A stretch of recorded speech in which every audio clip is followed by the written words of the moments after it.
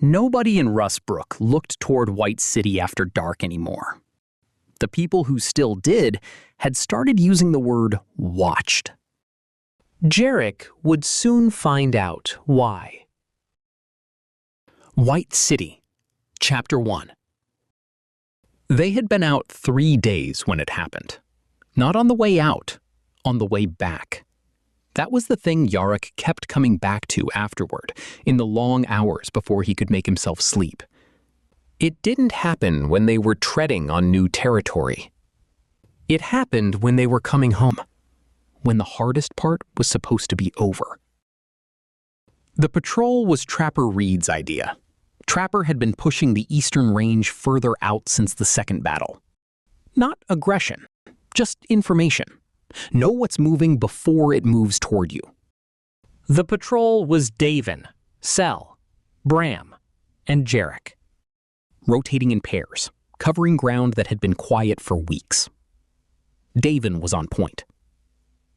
Jarek had always liked watching Davin move. The engineer had a way of reading terrain that looked lazy from a distance, loose, unhurried, like he wasn't paying attention. Up close, you understood that he was paying attention to everything. He had taught Jarek, once, that the ground told you more than your eyes did if you knew how to listen to it. Jarek had been trying to learn that.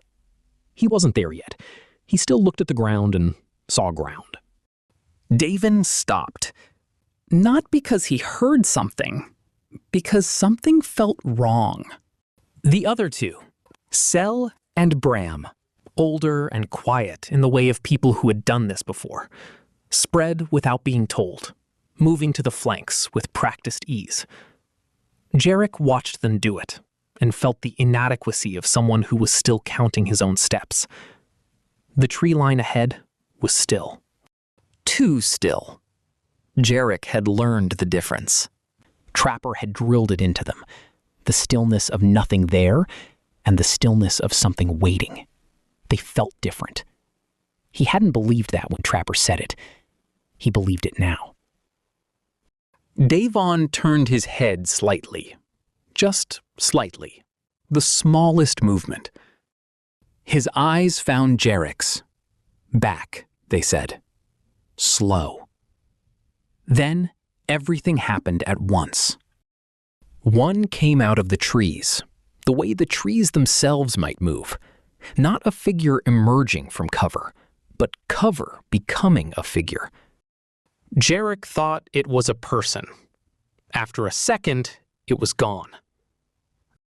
That second cost Davin everything. The shot was not loud. It sounded precise. Davon simply went down. Not the way people fell in training, the controlled collapse, the hand out to catch yourself. He simply stopped being upright. One moment standing, the next on the ground. Sel was already firing. Jarek was not. Two more figures came out of the trees. They moved the way the first had moved. Something tightened in Jarek's stomach. Bram was firing from the draw to the right, controlled bursts. He shouted something at Jarek. The words didn't arrive. One of the figures took 2 hits. Kept moving. The hits registered. That was all. The figure adjusted its path and kept coming. Nothing more. Jarek realized none of them had even tried to take cover. Sel saw enough. The rifle went onto its sling. The shotgun came off his shoulder. He fired. The blast staggered the creature. It kept coming. For a second, Jarek forgot to breathe. Jarek's rifle came up. He didn't decide to raise it. His arms just did it. He was firing before he understood he had started, and the figure he was firing at shifted. Not dodged, shifted. A movement so economical it barely registered as movement, and his shots went wide, and he adjusted and fired again. The figure was 10 meters away now, close enough that Jarek could see its face clearly, close enough that he could see the eyes, and for one long second, the figure looked at him, not at the rifle, not at the threat he represented, but at him specifically, the way you looked at something you were cataloging. Flat, complete. Then it dismissed him. That was what stayed with him. The moment it looked at him and found nothing worth stopping for. Then it moved past him. Sel pulled him into the draw. "Get down," Sel said.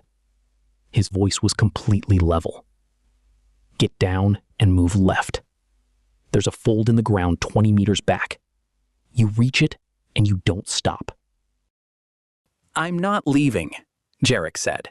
Something hit the ground beyond the draw with a hard, wet thump, throwing dirt into the air. Sel looked at him. Not unkindly. "You're the youngest," Sel said. "That's not a consolation. That's the reason." Something snapped through the brush overhead. Bram went down before Jarek could answer. No warning, no sound preceding it, just Bram there, and then Bram not there, folded into the earth at the edge of the draw, with his rifle still in his hands. His eyes were open. Jarek looked at Bram. "Don't," Sel said. "Not cruel. Necessary." Sel repositioned, putting himself between Jarek and the figures still advancing. One of them might reach the fold. Sel had decided which one. "Go," Sel said. He wasn't looking at Jarek anymore. He was looking at the figures in the open ground, his rifle moving in short, precise arcs. Jarek went. He went and he did not look back, and the sound of Sel's rifle behind him went on for longer than he expected, and then stopped. The silence that followed was worse. He ran. The only thing that mattered now was distance and direction. Stopping meant dying. He ran until his legs gave out beneath him. He was sitting in the scrub, 2 miles from where it had happened. The sun was lower than it should have been. His hands were shaking. He could observe it. He couldn't stop it. The silence around him was enormous. He thought about Sel's rifle going on longer than it should have. Every shot had been another second. He sat in the dirt and understood for the first time what it meant to be the reason a person died. Not the cause. The reason. He had been in 4 fights since joining Rustbrook's patrols.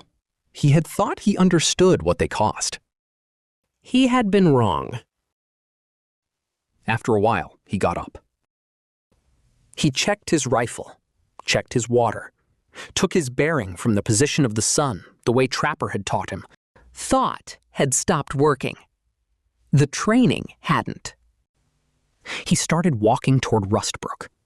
He walked for 3 hours without stopping. He came through the gate at dusk. Someone saw him coming from the watchtower, and by the time he reached the gate, there were people there. He registered them distantly. Trapper was there. Of course he was. He looked at Jarek the way he looked at everything, directly, without hurry, taking inventory. 1. Walking wrong. Alone. He held the count for a moment. 4 out, 1 back. He didn't ask where the others were. He already knew. He put a hand on Jarek's shoulder, brief, firm, and steered him inside. His hand stayed a moment longer than it needed to. Jarek didn't notice. He would later. Trapper followed Jarek to the hall. Silas was in the hall. Miriam, Elmet, Kala, and Orianthi standing at the wall. Jarek told them what he had seen. He told it badly, out of order, with the wrong details emphasized, the way you told things when you were still inside them. He told it twice. The second time was better. When he finished, the room was quiet. Jarek looked around the room. Thomas and Elmet were already bent over the map. Kala had not moved. Miriam watched him without flinching. Trapper alone seemed less interested in what Jarek had seen than in what seeing it had done to him. And Orianthi? Orianthi was staring at something that wasn't in the room. Silas had not spoken since Jarek began. He stood with both hands flat on the map, watching Orianthi. After a moment, she looked back. Their eyes met. Neither of them spoke.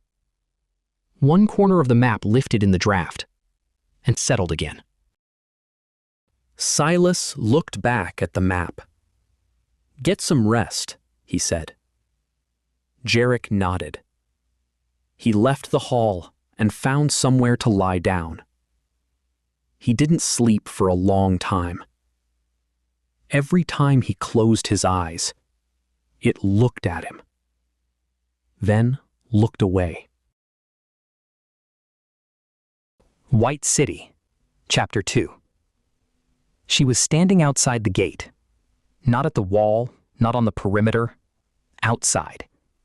Past the gate, in the open ground between Rustbrook and the tree line, where the light was still gray and the frost had not yet decided whether to stay. Her back was to the village. Her face was toward the horizon, toward White City's pale glow. The guard on the watchtower had seen her go out, had watched her for a while, and then looked at Silas when he came up the steps at first light. Silas had come down and gone through the gate without saying anything. He stopped a few meters behind her. She knew he was there. She always knew. He had stopped being surprised by that. He looked at White City's glow on the horizon. Pale, steady, the way it had always been. Present, patient. The hum was there too. Fainter than last night, but different in quality. Not distant, not tired. Oriented. Silas let his eyes drift to Rustbrook's outer wall. Repairs had been made where they could. Some damage remained. Scars from Faction X. "Were you happy?" he said. "Before." She looked at him slightly. "Before what?" "Before you joined Faction X." She was still for a moment. Then something shifted in her posture. Not much, the smallest possible adjustment. She didn't answer immediately. The desert cold lingered stubbornly in the earth. Behind them, a cook fire had been lit somewhere in the village, the smoke thin and familiar against the morning air. "Sometimes," she said. Her voice was different than it was in rooms. Quieter, less arranged. "Before I understood what was coming," she said, "there was a period, not long, a few years, when I knew enough to see it, and not enough to know I couldn't stop it." She paused. "That was the last time I was happy, when I still thought knowing was enough." Silas said nothing.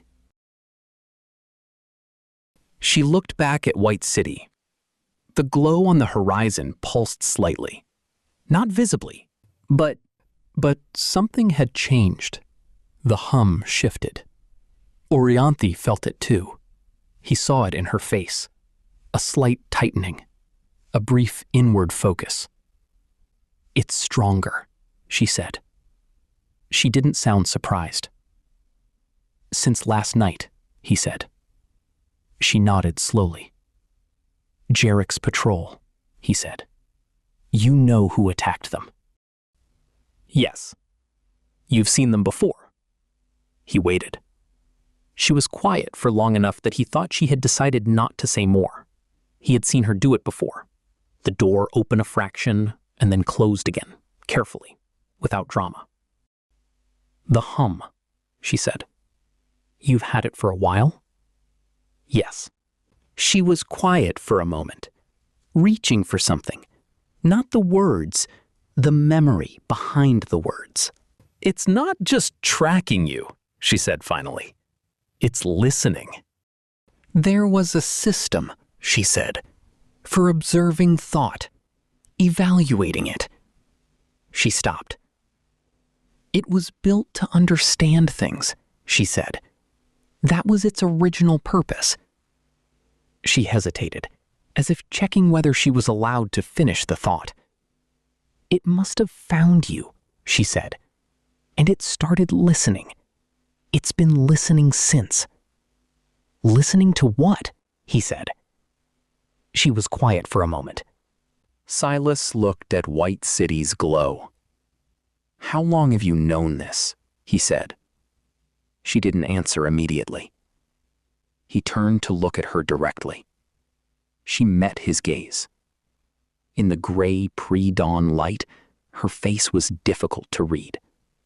Not because she was hiding it, because he had no reference for it. I was 31, she said, when the collapse happened. Neither of them spoke for a long time.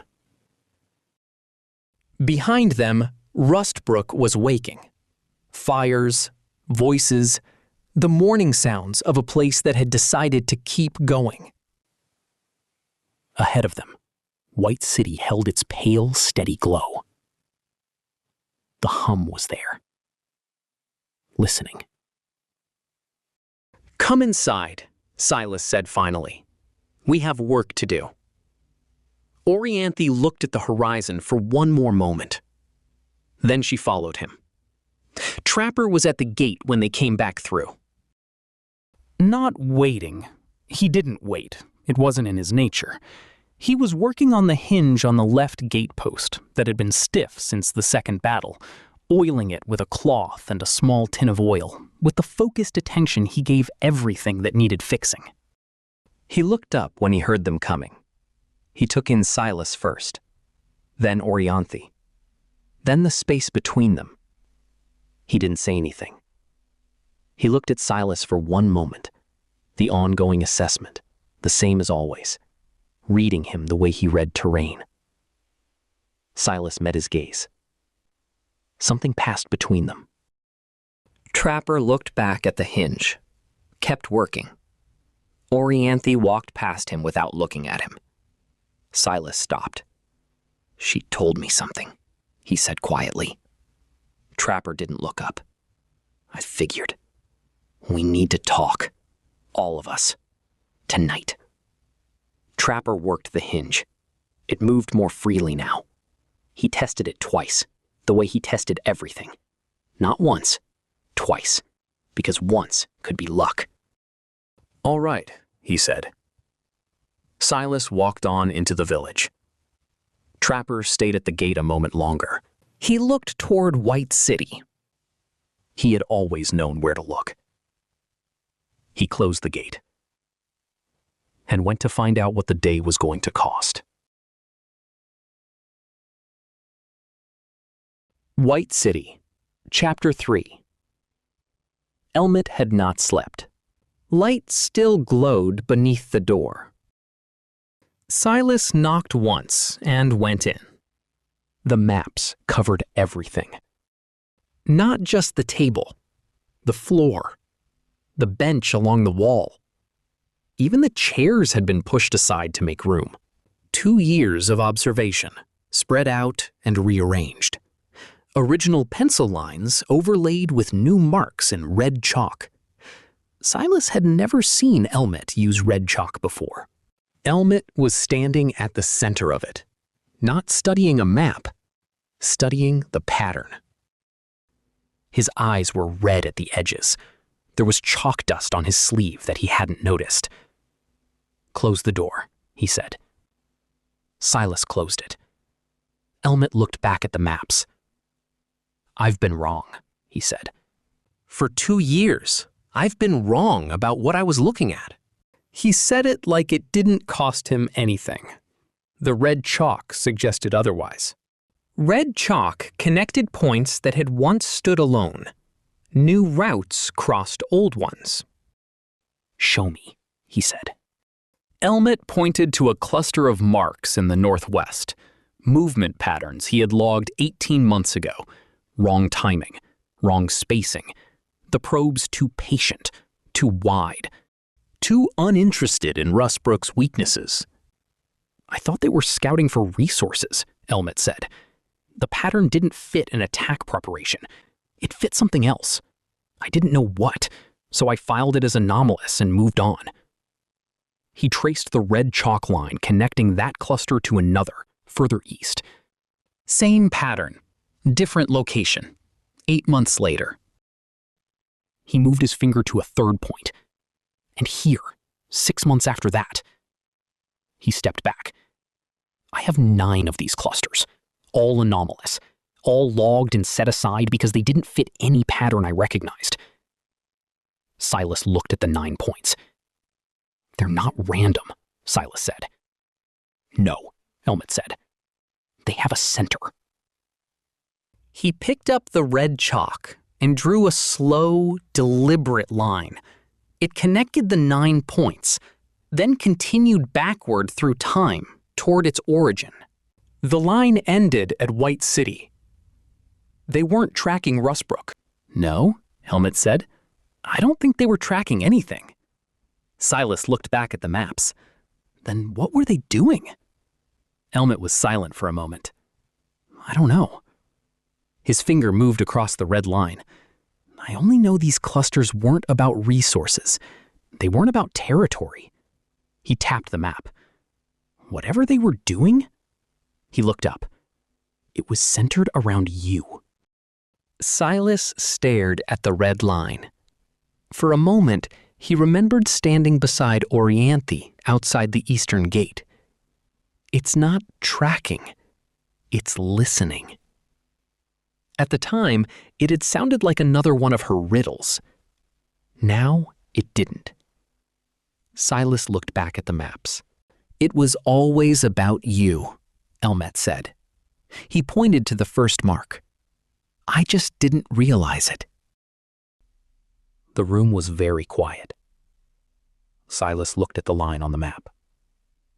He didn't move for a moment, just looked at it. He thought about the decisions he had made, the routes he had chosen, the people he had found, Rustbrook itself. His hand landed flat on the table. The piece of red chalk rolled toward the edge. Elmet caught it before it fell. Neither of them said anything. There's more, Elmet said. Yes, Silas said. Show me. Elmet picked up the chalk again. He moved to a different section of the maps, the area around Rustbrook itself, the familiar geometry of the past months. He drew a new line, then another. The patrol that hit Jarek's team, he said. I plotted their approach from what he described. Entry point, direction, the position where the engagement happened. He tapped the map.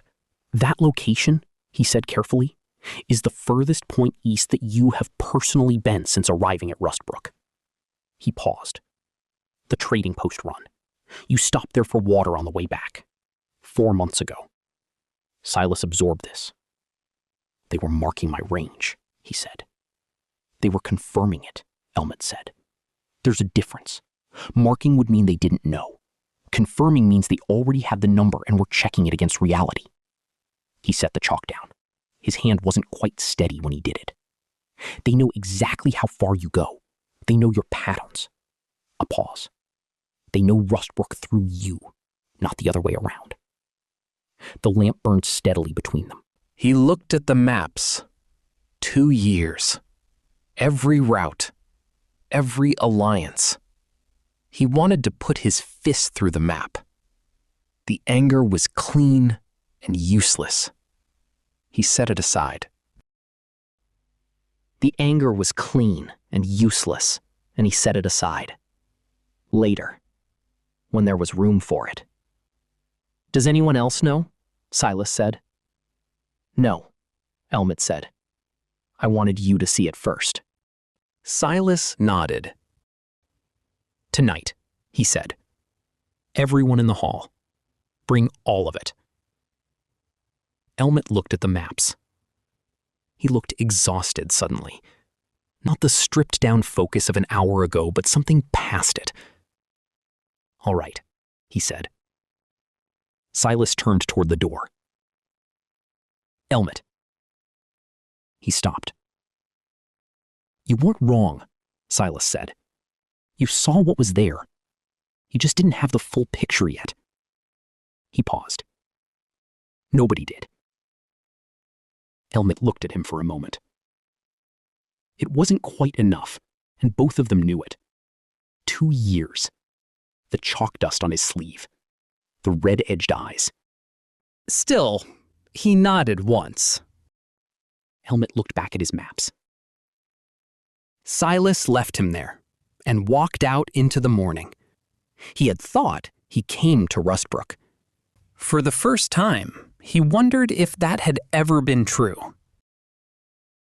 White City, Chapter 4. The hall was full in a way it hadn't been since before the second battle. Not loud. Rustbrook's halls were never loud. The people here had learned too long ago that loudness was a luxury, but full. Every position occupied.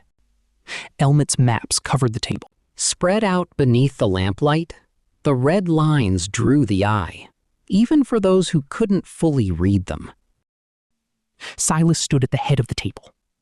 Miriam to his left, Tomas to his right. Helmut beside the maps, ready. Kala against the far wall with her arms crossed and her eyes moving. Trapper near the door, not blocking it, just near it. The position of a man who wanted options. Garrick at the far end of the table. He had arrived early. That was the thing Silas had noted. Not late, not exactly on time. Early. Already seated when the others filed in. And Orianthi. At the wall, the position she always took. Close enough to see everything, far enough to be overlooked. Jarek near the rear pillar, arms folded too tightly across his chest, watching the maps with rigid attention. Silas looked at the room. Helmut, he said. Helmut began. When he reached the red chalk line, the room was very quiet. When he finished, Miriam spoke first. "How certain are you?" she said. "Certain enough to have redrawn it 3 times, Helmut said, looking for another explanation. He paused. There isn't one. Tomas's finger moved on the map, the old habit, not touching the lines. So everything we've done has been visible to them, Silas said. Yes. No one in the room looked at him immediately after he said it. The alliances, Tomas said. Bartok, Ilara. He stopped. The people we lost building those alliances. Visible, Silas said. The module, Tomas said. The one from the mech base. Visible. Tomas exhaled slowly through his nose and said nothing more. Kala hadn't moved from the wall. She was looking at the red chalk line. Trapper was looking at the floor. He had not looked directly at Silas since Helmut drew the line to White City. Then Silas looked toward the wall, toward Orianthi. That's what you meant, he said. Orianthi met his gaze. Yes. The pattern? She nodded once. Part of it. Silas looked at Orianthi. The system. The room looked at him. The one you told me about. Orianthi was quiet. Then she nodded. Yes. The one that was listening. Yes. Garrick looked between them. What system? Orianthi looked at the maps. At White City. For a moment, she said nothing. When she finally spoke, her voice was very quiet. The observational thought evaluation system, she said. A pause. OTEC. She nodded toward White City. For a moment, she said nothing. When she finally spoke, her voice was very quiet. The observational thought evaluation system, she said. A pause. OTEC. Garrick's eyes moved from one to the other. You knew? He said. He sat at the far end of the table with his hands folded and his expression neutral. For a long moment, he looked at Orianthi. Then he looked at the room. "So what exactly are we to her?" he said. His voice was pleasant, conversational. The room shifted. Silas looked at Garrick. Garrick looked back at him. "It's a reasonable thing to ask," Garrick said, mildly. "We have a woman at the wall who has known things she hasn't said, who has been inside White City's world in some capacity we don't fully understand, who arrived here at a specific moment and has been useful." He paused. "I'm asking what the relationship is, from her perspective." He looked at Orianthi. "What are we to you?" The room looked at Orianthi. She had not moved from the wall. She was looking at Garrick. Then she looked at Silas. He gave her nothing. Not permission, not refusal. Just his eyes, steady, waiting. She looked back at Garrick. "A chance," she said.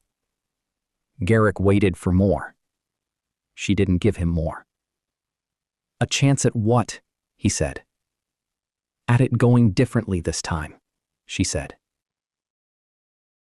The room absorbed this. Garrick's expression didn't change, but something behind it did. A small recalibration. The expression of a man who had asked a question expecting one kind of answer and received something that didn't fit any of his categories.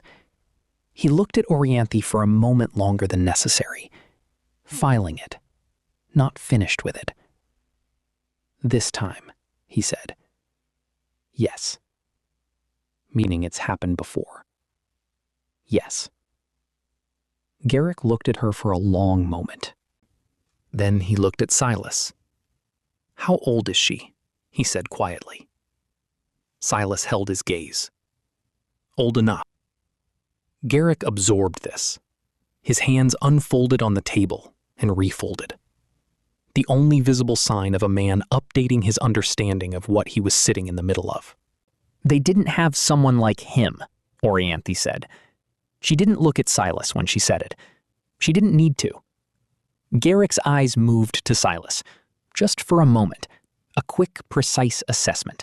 The look of a man recalibrating the weight of something he had been holding and finding it heavier than he had accounted for. Then he looked back at the table. His face gave nothing, but he had looked. Calla pushed off the wall, moved to the table, looked at the maps with the focused attention she had been withholding since Elmet started talking. "So we're the variable," she said. Not to Orianthi, to the room. Rustbrook, the people here. The one thing that's never existed before in the situations she's seen. She looked at Silas. "That's what she's betting on." "Yes," Silas said. Calla looked at the red chalk line. "That's not nothing," she said. "No," Silas agreed. Garrick was quiet for a moment. Then, carefully, precisely, in the voice of a man placing a marker rather than making a statement. "I want to understand what we're walking into before we walk into it," he said. "All of it. Not the version that's useful for morale. The actual version." He looked at Silas. "Can you give me that?" he said. Silas looked at him for a long moment. Garrick was not wrong to ask. That was the thing about him. He was rarely wrong to ask. The problem was never the question. It was what he did with the answer. "Yes," Silas said. "But not tonight." Garrick accepted this with a nod. "Tonight," Silas said, looking at the room, "we look at what we know, and we decide what we do with it." He looked at Elmet. "The patterns show White City has been watching. That means they have a model of us, of what we'll do." He paused. "We need to do something the model doesn't predict." Tomas looked at him. "Such as?" Silas looked at the map, at the red chalk line, at White City on the far edge of it, patient and present, and listening. "We stop waiting for them to move," We move first."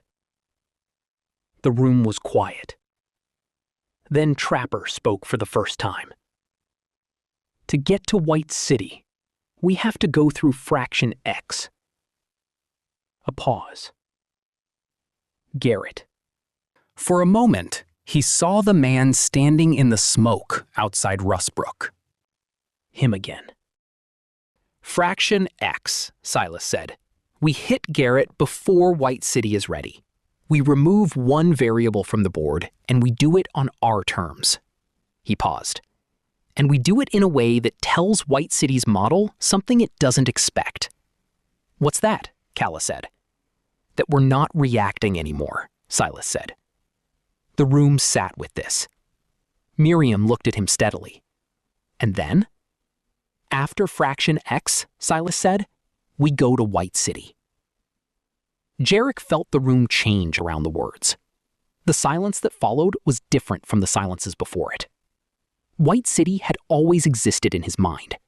This was the first time he had heard someone speak about going there. Garek's hands were very still on the table. He was looking at Silas with an expression that had moved past surprise into something quieter and more considered, the look of a man already recalculating his future. Trapper was looking at the floor again. Orianthi, at the wall, was looking at Silas with an expression he had never seen on her face before. Not surprise, not calculation. Something that might, in someone who had been alive long enough to have almost stopped feeling it, have been called hope. Silas looked at the map. "We start planning tomorrow," he said. "Tonight, rest. All of you." The room began to move. Chapter 5. They left before dawn. 14 people. Not an army. Rustbrook didn't have an army. 14 people chosen because each of them could do something the others couldn't. Silas had spent the previous evening with Trapper. Not planning. The planning was done. They had walked the eastern perimeter, the way they sometimes walked it, side by side, not always talking. Trapper had stopped at the northeast corner, looked at the horizon. "She said it's happened before," he said. Not accusatory, just present. "Yes," Silas said. Trapper was quiet for a moment. "The others?" Silas said nothing. "The ones before you?" "Yes." "And they're gone." Trapper looked at the horizon a while longer. "She stayed," he said. "Every time. She watched it happen, and she stayed." Silas said nothing. "And she's still here." He pushed off the wall. "Means something." He walked back toward the village. Jarek was waiting outside the storage building with a rifle across his back that was slightly too large for him. "No," Silas said, immediately. Jarek blinked. "You didn't even hear what I was going to say. You want to come. I can help." "No." Jarek's jaw tightened. "I was there during the second battle." "Which is exactly why you're staying here."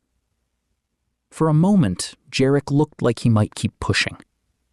Then he nodded once. Too quickly. Too easily.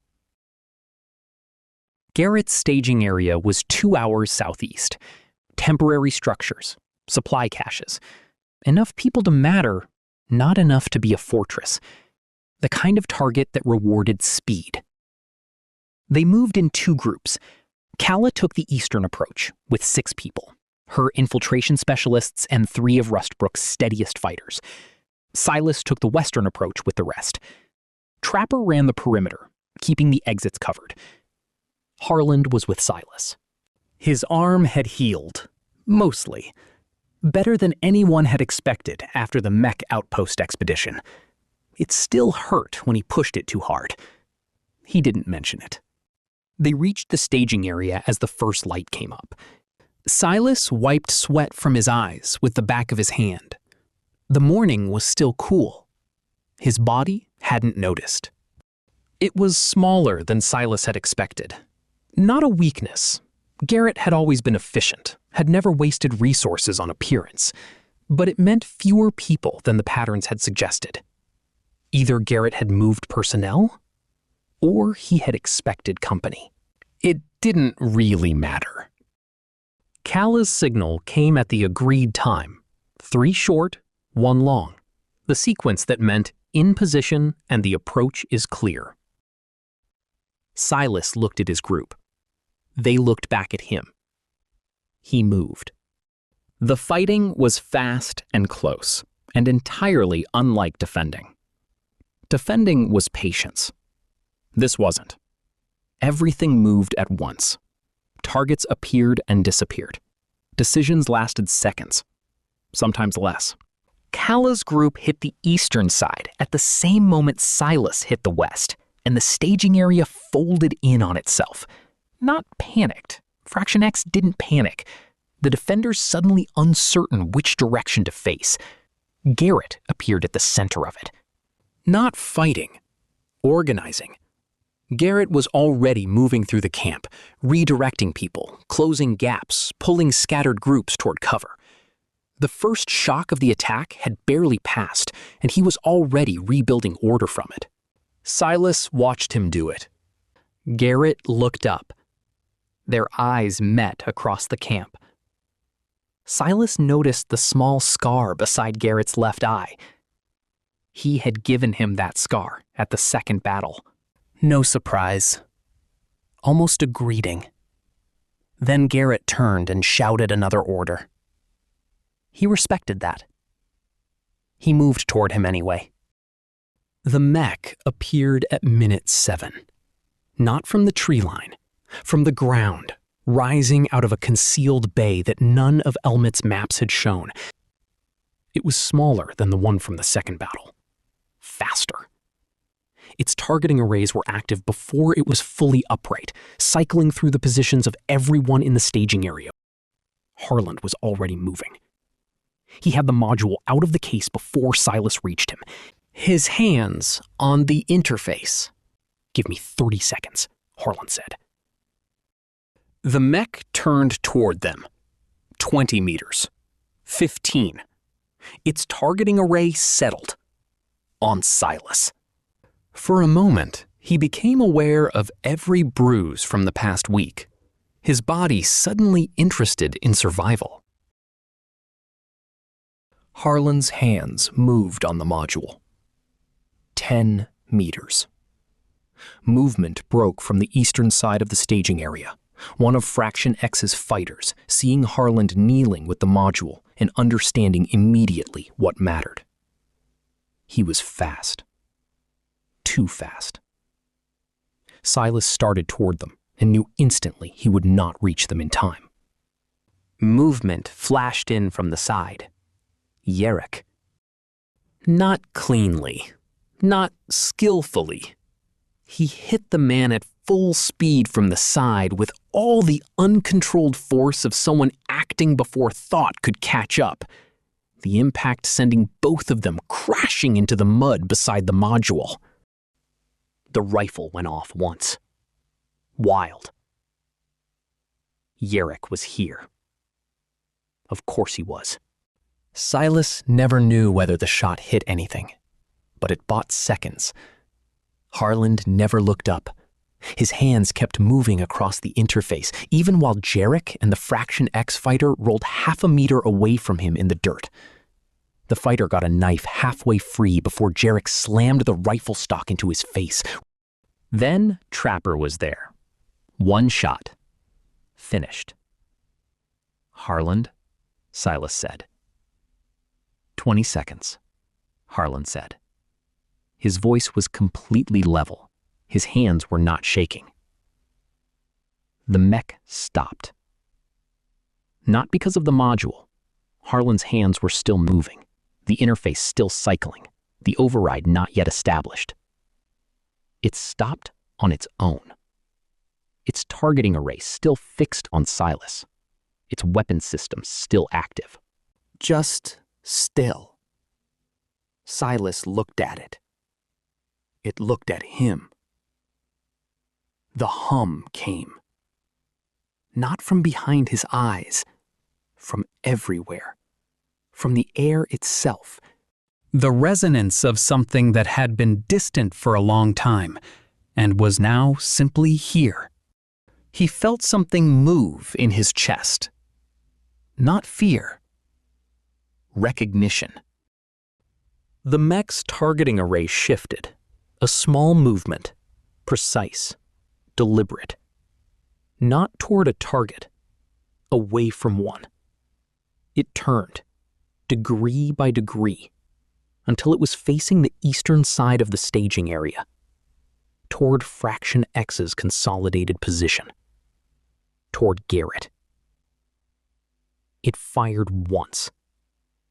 Not at Garrett, above him, into the structure behind the position, a controlled shot that brought the roof down without touching the people beneath it. Fraction X broke. Not all of them. Garrett held some of them, his voice carrying across the noise, steady and controlled even now. Then the mech turned back to Silas. Looked at him. The hum held for 3 more seconds. Then it stepped back. 1 step. 2. It lowered itself back into the concealed bay. The door closed over it. Gone. The staging area was quiet. Only then did he realize his hands hurt. The skin across his knuckles was split. He couldn't remember when it happened. Harland was standing beside Silas with the module in his hands, and his mouth slightly open, and his eyes on the place where the mech had been. "I didn't do that," he said. "No," Silas said. "The module wasn't... I hadn't established the link yet. It wasn't responding to the module." "No," Silas said. Harland looked at him. Silas looked at the closed bay door. He had no explanation for what had just happened. Across the staging area, Kala was moving through the aftermath, her people fanning out, doing what needed doing. She looked at Silas across the distance. Her face was doing the thing it rarely did, the controlled expression slipping for just a moment before she put it back. She had seen it. She had seen what happened, and she had understood what it meant. And she had put her face back together in about 2 seconds, because that was what Kala did. But she had seen it. Trapper appeared at Silas's shoulder. He looked at the bay door, at the module in Harland's hands, at Silas. He said nothing. Jarek was sitting against one of the collapsed support beams a few meters away, with blood running down the side of his face from somewhere above the eye. He looked pale, shocked more than hurt. Harland crossed to him slowly, still holding the module. Looked down at him for a moment. "That was stupid," Harland said. A pause. "Good," he added, "but stupid. Particularly good for someone who was supposed to stay behind." Jarek laughed once, mostly because he was still alive. That was almost worse than anything he could have said. Garrett was gone. Not dead. Gone. Silas had known he wouldn't be there when they looked. The man was too careful to be caught in a collapsing position. He had moved when the mech fired. They found the staging area's supply caches, took what was useful, burned what wasn't. Kala ran it efficiently. Tomas cataloged.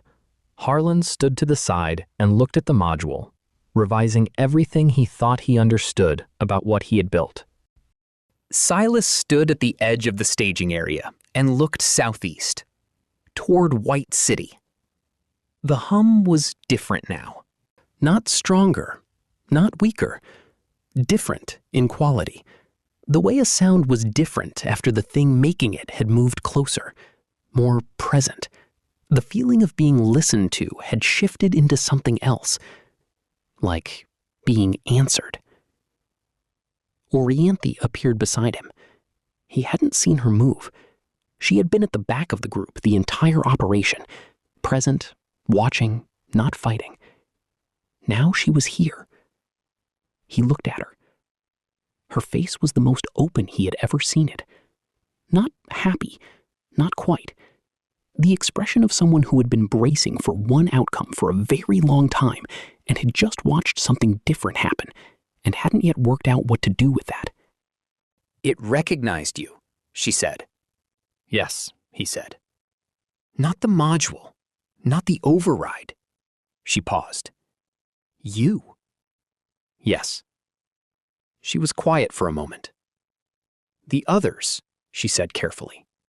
"The ones before you. The ones OTEC marked." She stopped, started again. "They were afraid of it. When it came close. When the hum was strong." She looked at him. "You weren't." Silas thought about the moment. The mech 10 meters away. The hum everywhere. The thing in his chest that had moved. "No," he said. "Why not?" she said. He looked at White City's direction on the horizon. "Because it felt like something I recognized," he said. "Not something coming at me." He paused. "Something coming back." Orianthi looked at him for a long moment. Then she looked at the horizon. Whatever she was thinking, she kept it. But her hands, Silas noticed, had stopped being still. They were shaking slightly. Not from fear. From something older than fear. Something that might have been called relief. They came back to Rustbrook in the early afternoon. Dust coated their clothes. Smoke clung to them. Nobody looked like they had won anything.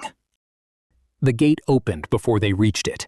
Someone on the watchtower had seen them coming, had counted them, had done the arithmetic of 14 out and 14 back. Miriam was there. She gave Silas the full inventory. Nothing skipped. She took in what had happened without being told, finding it in the way they moved, in Harlan's hands on the module, in Orianthi's face. "Garrett?" she said. "Gone," Silas said. "Not finished. Gone." Miriam nodded once. "And the rest?" she said. Silas looked at her. "Tonight," he said. "I'll tell you everything tonight." Miriam held his gaze for a moment. Then she stepped aside and let them through. Silas walked into Rustbrook, carrying the weight of a victory that had answered one question and opened 3 more. Garrett was broken as a force. The mech had responded to him. And somewhere southeast, patient and present, and now he was certain, fully aware of what had just happened. White City was doing what it always did. Listening. Recalculating. The next move was his. He went to find Orianthi. Chapter 6. The small fire at the edge of camp had been burning since before they came back through the gate. Nobody had built it for her. She had just found it and stayed. He sat across from her. She looked at the fire for a long time. One of the logs shifted. Neither of them reacted. 4, she said, since the collapse. He waited. They were afraid of it. When the hum got strong, when it came close. She paused. Fear made them predictable. And predictable things can be handled, Silas said. Yes. She looked back at the fire. One of the logs settled deeper into the coals. Neither of them spoke. OTEC marks people it can't model, she said. Its data is old. You don't fit it. A pause. That's why it's still listening. The model isn't finished. And when it is, he said. She was quiet. White City knew where they were going, she said. before they did. Silas looked at the fire. Something settled in him. Not surprise. He had known this since Elmet's maps, since the red chalk line running from White City to every place he had ever been. But knowing a thing and hearing it said plainly were different. The distance between them had just closed. Everything he had built, everyone he had gathered, every decision that had felt like his. He sat with that for a moment. They let me go knowing I'd come back, he said. Yes. And the model. I don't know if it can be finished. She looked at her hands. There's something in how you're built that I don't think it has a category for. She paused. I've been reaching for the memory that explains it. I can feel the edge of it. A beat. My memory doesn't always come back intact. How long before it comes back? Silas said. I don't know. She looked down. Soon, I think. A pause. Or not. Outside the camp, a hammer struck metal somewhere in the dark. The sound carried farther than it should have. Rustbrook had been quieter lately. People slept less and talked less. He nodded, stood. He looked at the horizon, the direction of White City, invisible in the dark, but present the way it was always present. Patient, listening, certain it knew where he was going. The ones before me, he said. Did any of them know what you just told me? The fire. No, she said. He looked at her then, just for a moment. She didn't explain why she had told him. The reason was already in the room. He left her there. The hum was steady behind his eyes, still building, still reaching for the part of him it hadn't found yet. Chapter 6.5 I don't trust her. Councilman Harvin looked up from the ledger. The room was empty except for the two of them. Outside, Rustbrook moved through the evening routines that never seemed to change no matter what happened beyond the walls. Orianthi? Garrick nodded. Harvin leaned back. Neither do most people. No. Garrick looked out the window. They don't know what to make of her.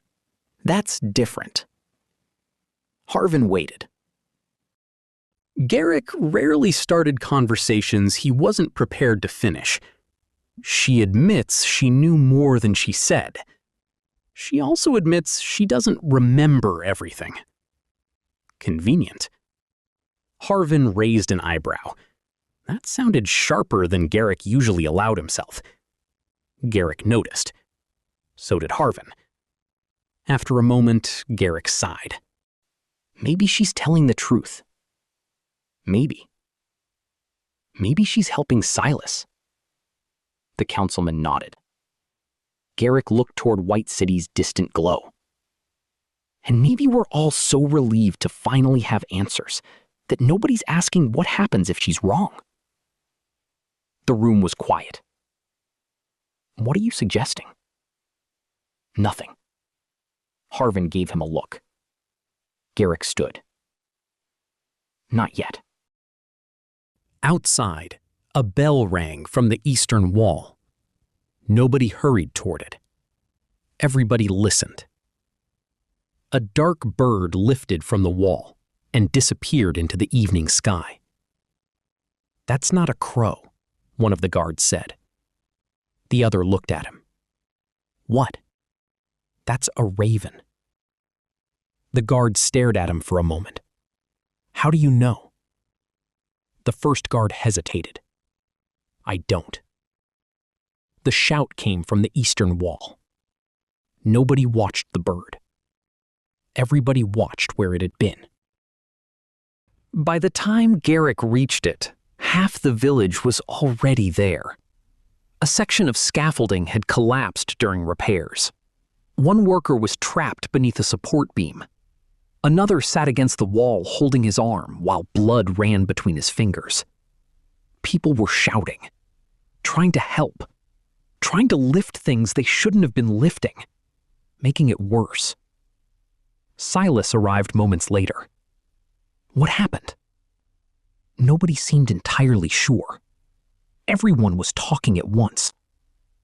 Silas moved toward the trapped worker. The support beam shifted.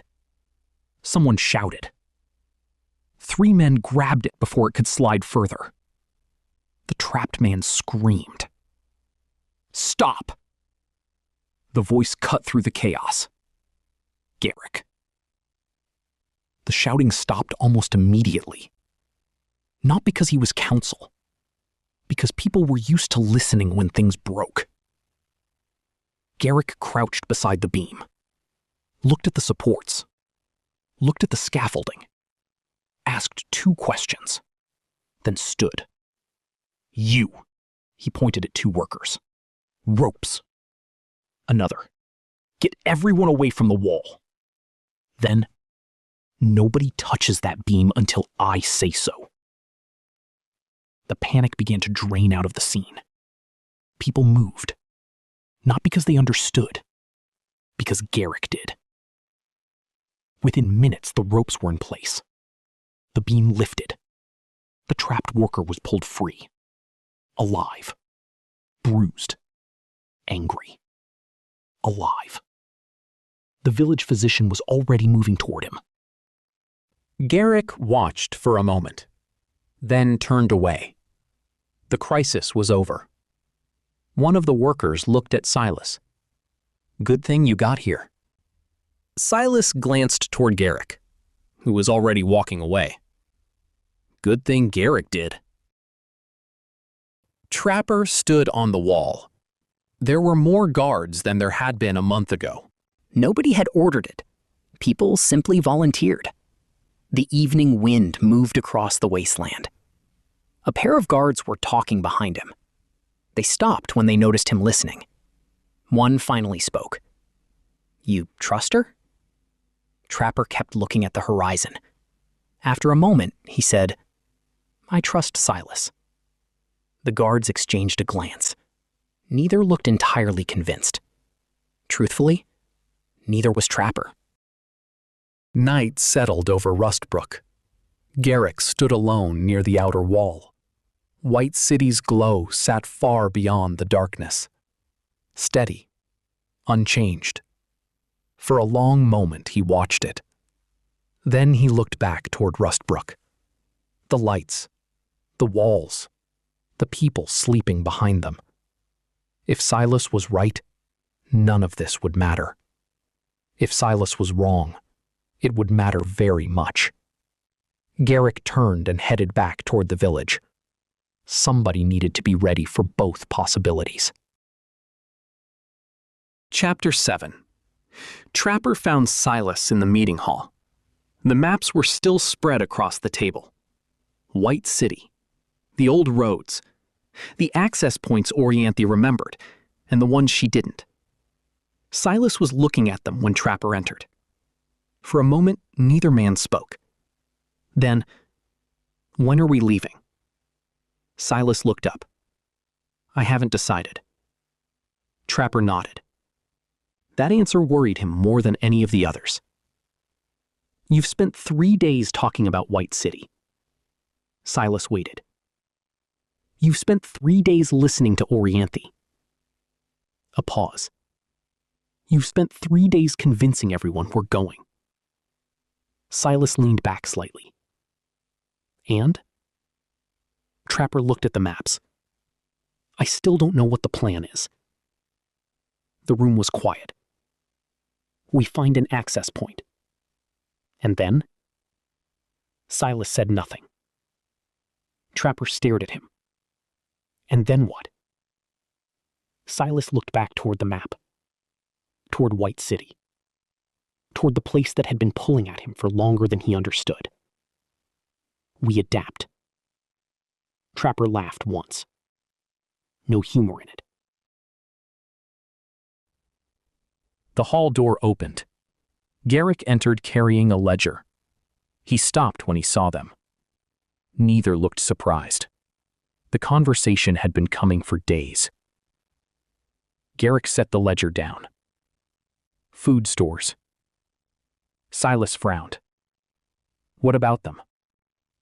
If you're taking people into White City, I need to know how many supplies you're taking. Silence. Garrick looked between them. How many? Nobody answered immediately. How long?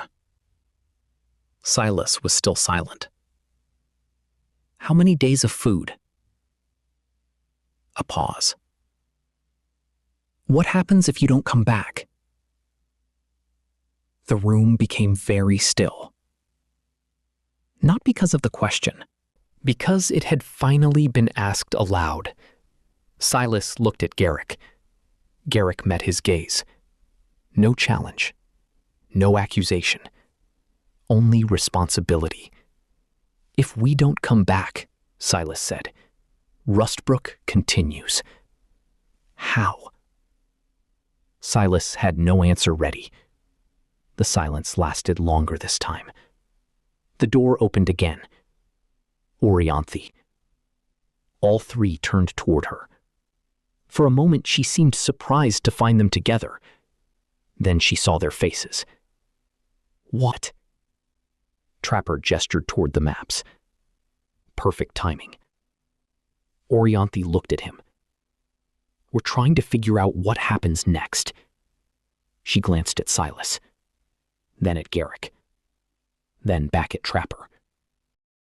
I don't know. Nobody spoke. For once, there was no hidden memory, no recovered fragment, no answer, just uncertainty. Trapper nodded slowly. Thank you. Orianthi frowned. For what? For saying it. The room fell quiet. I need numbers by tomorrow. Then he left. Trapper watched him go. Silas did too. Neither said anything. Both understood the same thing. Garrick was preparing for a future where they succeeded. And one where they didn't. Those preparations had already begun. The question was no longer whether Rustbrook would change. The question was whether Silas would still be leading it when it did. She came to him before dawn. He opened the door. He had been awake already. Sleep came in pieces lately. She looked exhausted. Not physically. Something else. I have it, she said. He stepped aside. She came in and stood at the center of the room and looked at nothing for a moment, gathering the way she gathered, from places he couldn't see. OTEC didn't mark you to lead you to the mechs, she said. The mechs are peripheral. They always were. She paused. It marked you because of what's underneath White City. Silas looked at her.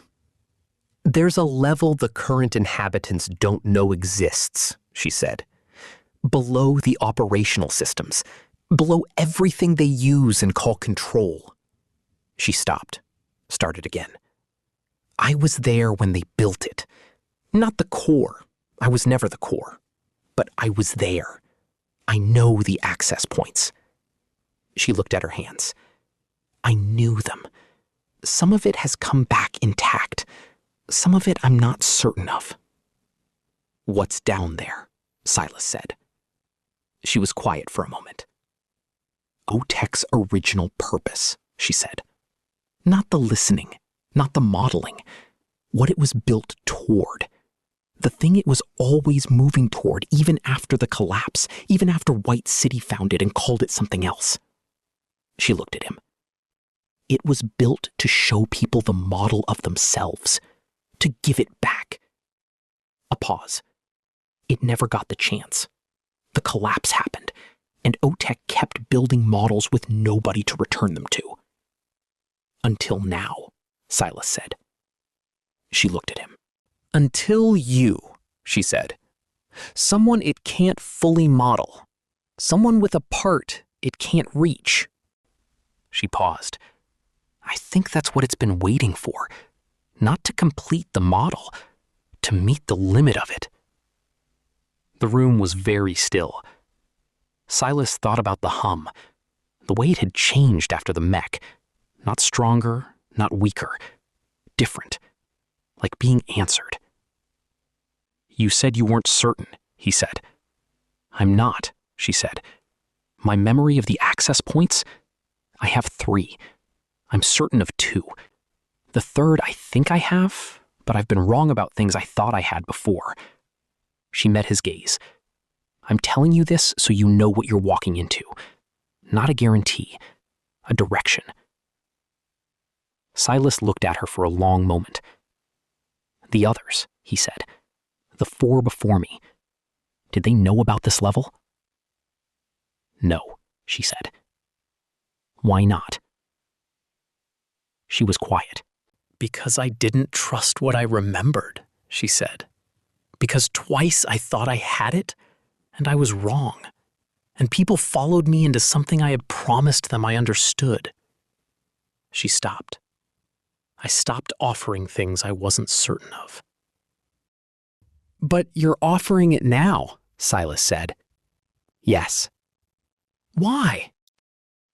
She looked at him with the expression she had when the answer was simple enough that saying it felt almost too small for the weight it carried. Because you didn't break, she said, and because I'm running out of time to be careful. The hum moved through him, steady, present, the way it was always present now, not listening anymore, waiting. He thought about what she had said. A direction. He had built everything in his life from less.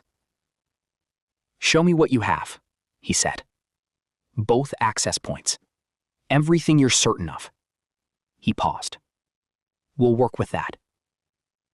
She nodded. She sat down and began. Outside, Rustbrook was waking. Another day closer to White City. Trapper found Orianthi at the wall. Not the main wall, the section at the northeast corner, where the repairs from the second battle were still visible if you knew where to look. The place where things had been broken and held together, and were now neither one thing nor the other. She was looking at the dark. He stood beside her for a while without speaking. That was new. He had never stood beside her without the tension of a man who hadn't decided what he thought of her yet. Tonight it felt different. Not gone. Changed. You should have told us sooner, he said. Yes, she said. He looked at the dark. I understand why you didn't, he said. That's not the same as it being all right. No, she said. It's not. They stood there. The night was cold and clear, the kind of night that made distances feel larger than they were. White cities glow on the horizon, faint from here, but present. Always present. The ones before him, Trapper said. You watched them go. Yes. And stayed. Yes. He was quiet for a moment. I've been trying to work out, he said, whether that makes you someone who couldn't help or someone who wouldn't. He paused. I don't think it's either. She looked at him. I think you stayed, he said, because leaving felt like admitting it couldn't go differently, and you weren't ready to admit that. He looked at the horizon. I understand that. I've held positions longer than I should have for the same reason. Orianthi was quiet for a long time. He's not like the others, she said finally. Not to convince him.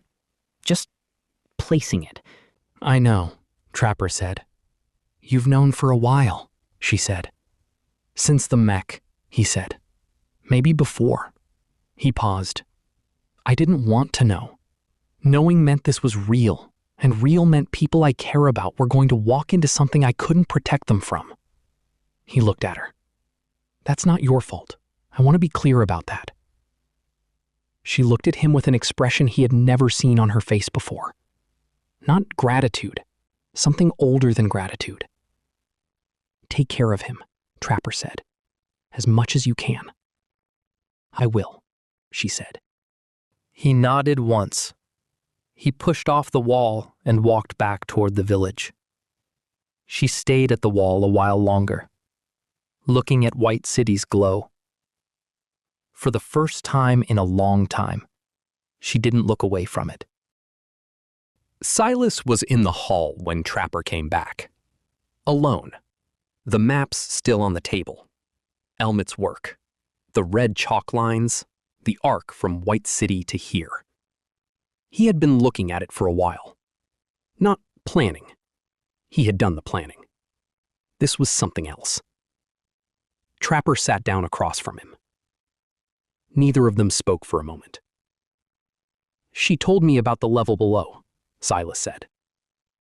I know. 2 access points, she's certain of. I know. Silas looked at the map. I've been thinking, he said, about what it means to choose something when every road that led to the choice was built by someone else. He paused. Whether the choice is still yours. Trapper looked at him. OTEC built a model of me, Silas said. White City used it. Everything I did, Rustbrook, the alliances, hitting Fraction X, they predicted it. They let me go because they knew where I'd end up. He looked at Trapper. And here I am, about to go exactly where they knew I'd go. Trapper was quiet for a moment. You think that means you're still the instrument, he said. I think that means they believe I'm still the instrument.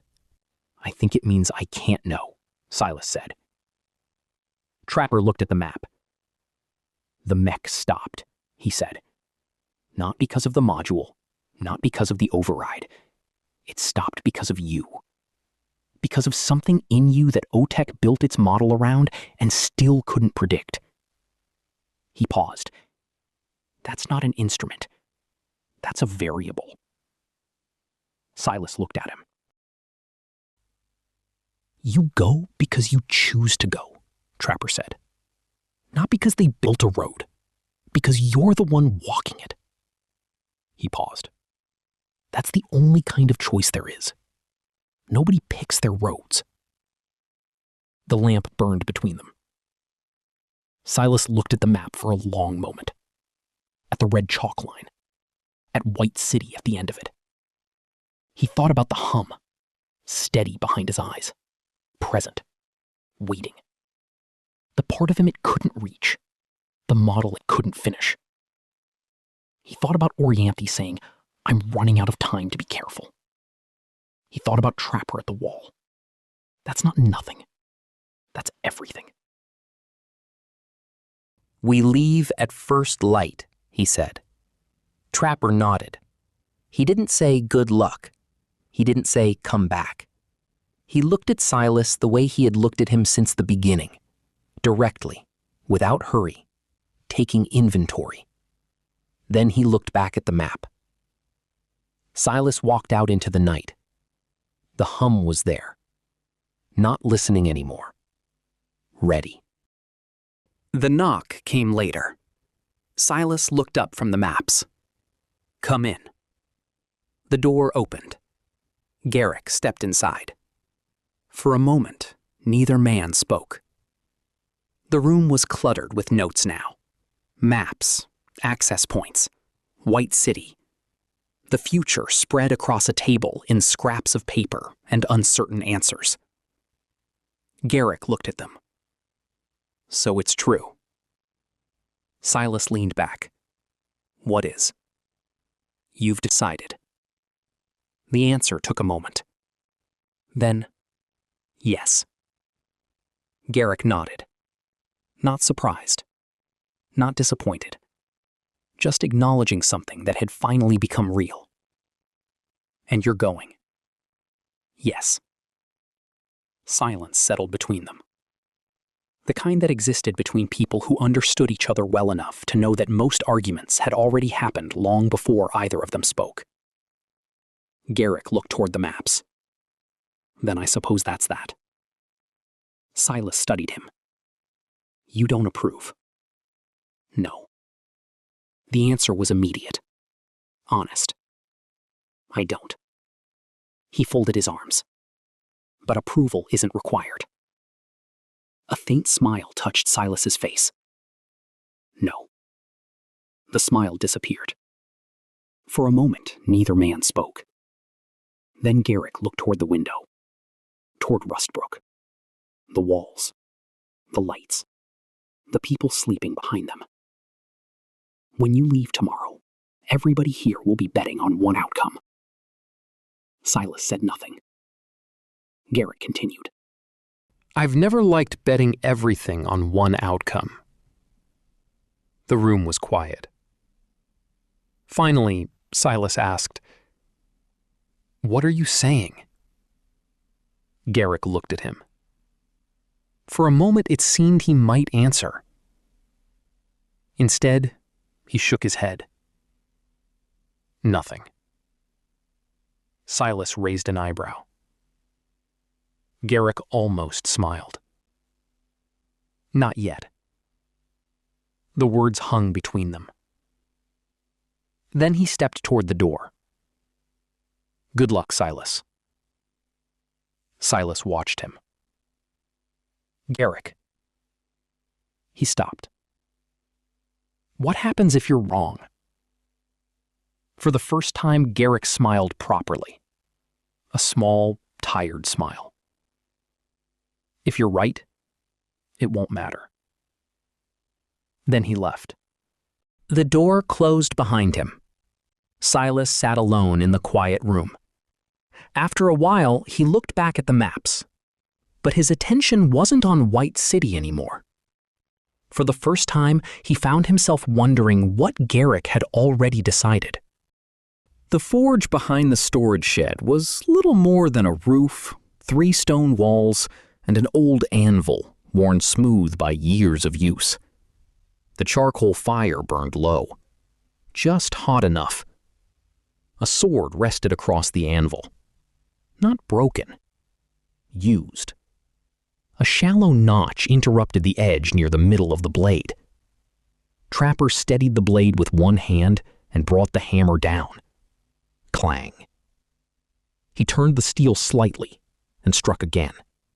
Satisfied, he dipped the edge into the water trough. Steam curled upward. Silas stopped in the doorway. For a moment, he simply watched. Trapper hadn't looked up. I need you to... Clang. Trapper frowned. What? Silas smiled faintly. I thought so. The hammer rested on the anvil. Only then did Trapper look at him. You wanted something. Silas stepped inside. I do. He glanced at the sword. Looks salvageable. It'll hold. Silas nodded. So will Rustbrook. Trapper's expression barely changed. I'm not going. Silence. No. The answer carried no surprise. You decided that yesterday. I decided it before that. Trapper rested both hands on the anvil. Why? Silas took a moment before answering. Because if White City goes wrong, he looked toward the open doorway. Someone I trust has to be here when it does. The forge fell quiet. The coals settled softly. I need you watching Garrick. Trapper's eyes narrowed slightly. You think he'll betray us? No. Silas shook his head. I think he'll act. A long silence.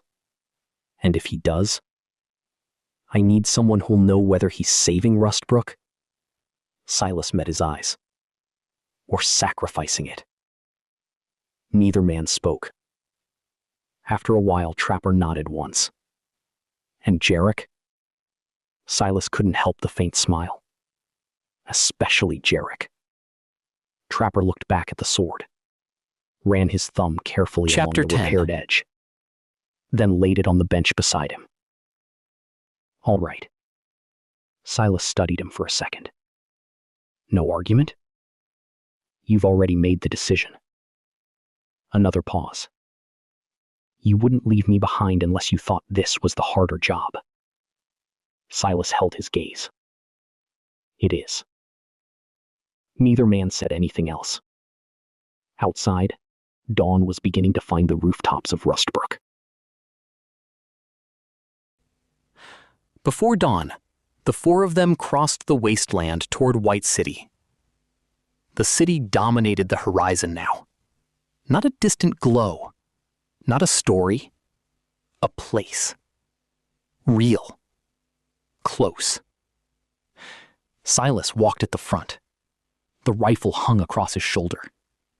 His eyes rarely left the city. Orianthi moved slightly ahead of the others from time to time, checking landmarks only she seemed to recognize. Not because she was uncertain where she was going, because memory had betrayed her often enough that certainty no longer felt natural. Calla checked her weapon again. Harland walked with the module cradled against his chest. Every few minutes he adjusted something on the casing. That had never stopped him from asking questions. From a distance, White City had looked impossible. Up close, it looked engineered, deliberate. That disturbed Harlan far more. The hum was already there. Silas felt it before he saw the outer walls clearly. Not loud, not demanding. Waiting. Like something that had finally realized he was coming. The closer they came, the stronger the feeling became. Not observation. Expectation. For the first time since the wall, Silas found himself wondering what would happen if Orianthi was wrong. They left the open wasteland behind and moved into the shadow of White City. The wall rose above them in layers of old and new construction. Smooth surfaces disappeared beneath later additions. Sections had been repaired, others replaced. Others simply built around until the original structure had become difficult to identify. Light moved beneath translucent panels embedded deep within the material. Not bright, not decorative. Functional. Like blood moving through veins beneath skin. Harlan raised the scanner. The device swept across the surface. He frowned, looked at the display, ran the scan again. The readings changed, then changed again. He checked the settings. It doesn't make sense. Calla glanced toward the surrounding structures. Can it tell us if somebody's coming? Harlan looked at the scanner. No. Then it doesn't matter. She returned her attention to the surrounding approaches. Harlan lowered the device. It should matter. He looked back at the wall. It can't decide what this is. Orianthi had already moved closer. For a moment, she simply stood there looking at the surface. Then she reached out and placed a hand against it. The material felt cool beneath her fingers. Not cold. Familiar. The distant hum hidden beneath the silence. The stale stillness of air that had not touched the outside world in years. The smooth texture beneath her palm. Not remembered exactly. Recognized. Like hearing a voice she had not heard in a lifetime. And knowing it before the first word was spoken. Her hand remained on the wall longer than it needed to. It was the closest thing she had left to a home. That didn't make it feel like one. Silas found himself looking at the wall as well. The feeling was harder to explain. He couldn't remember ever being here. He reached out. His fingers brushed the surface. Nothing happened. The feeling remained. I remember this. The words were quiet, almost lost beneath the distant hum of the city. Calla checked the approaches again, then looked back over her shoulder. We're spending too much time standing here. Orianthi stepped away from the wall. The recognition faded from her expression. She studied the patterns within the structure, the places where older construction met newer sections, the repairs, the additions. The compromises made by people building over things they no longer understood. It should be here.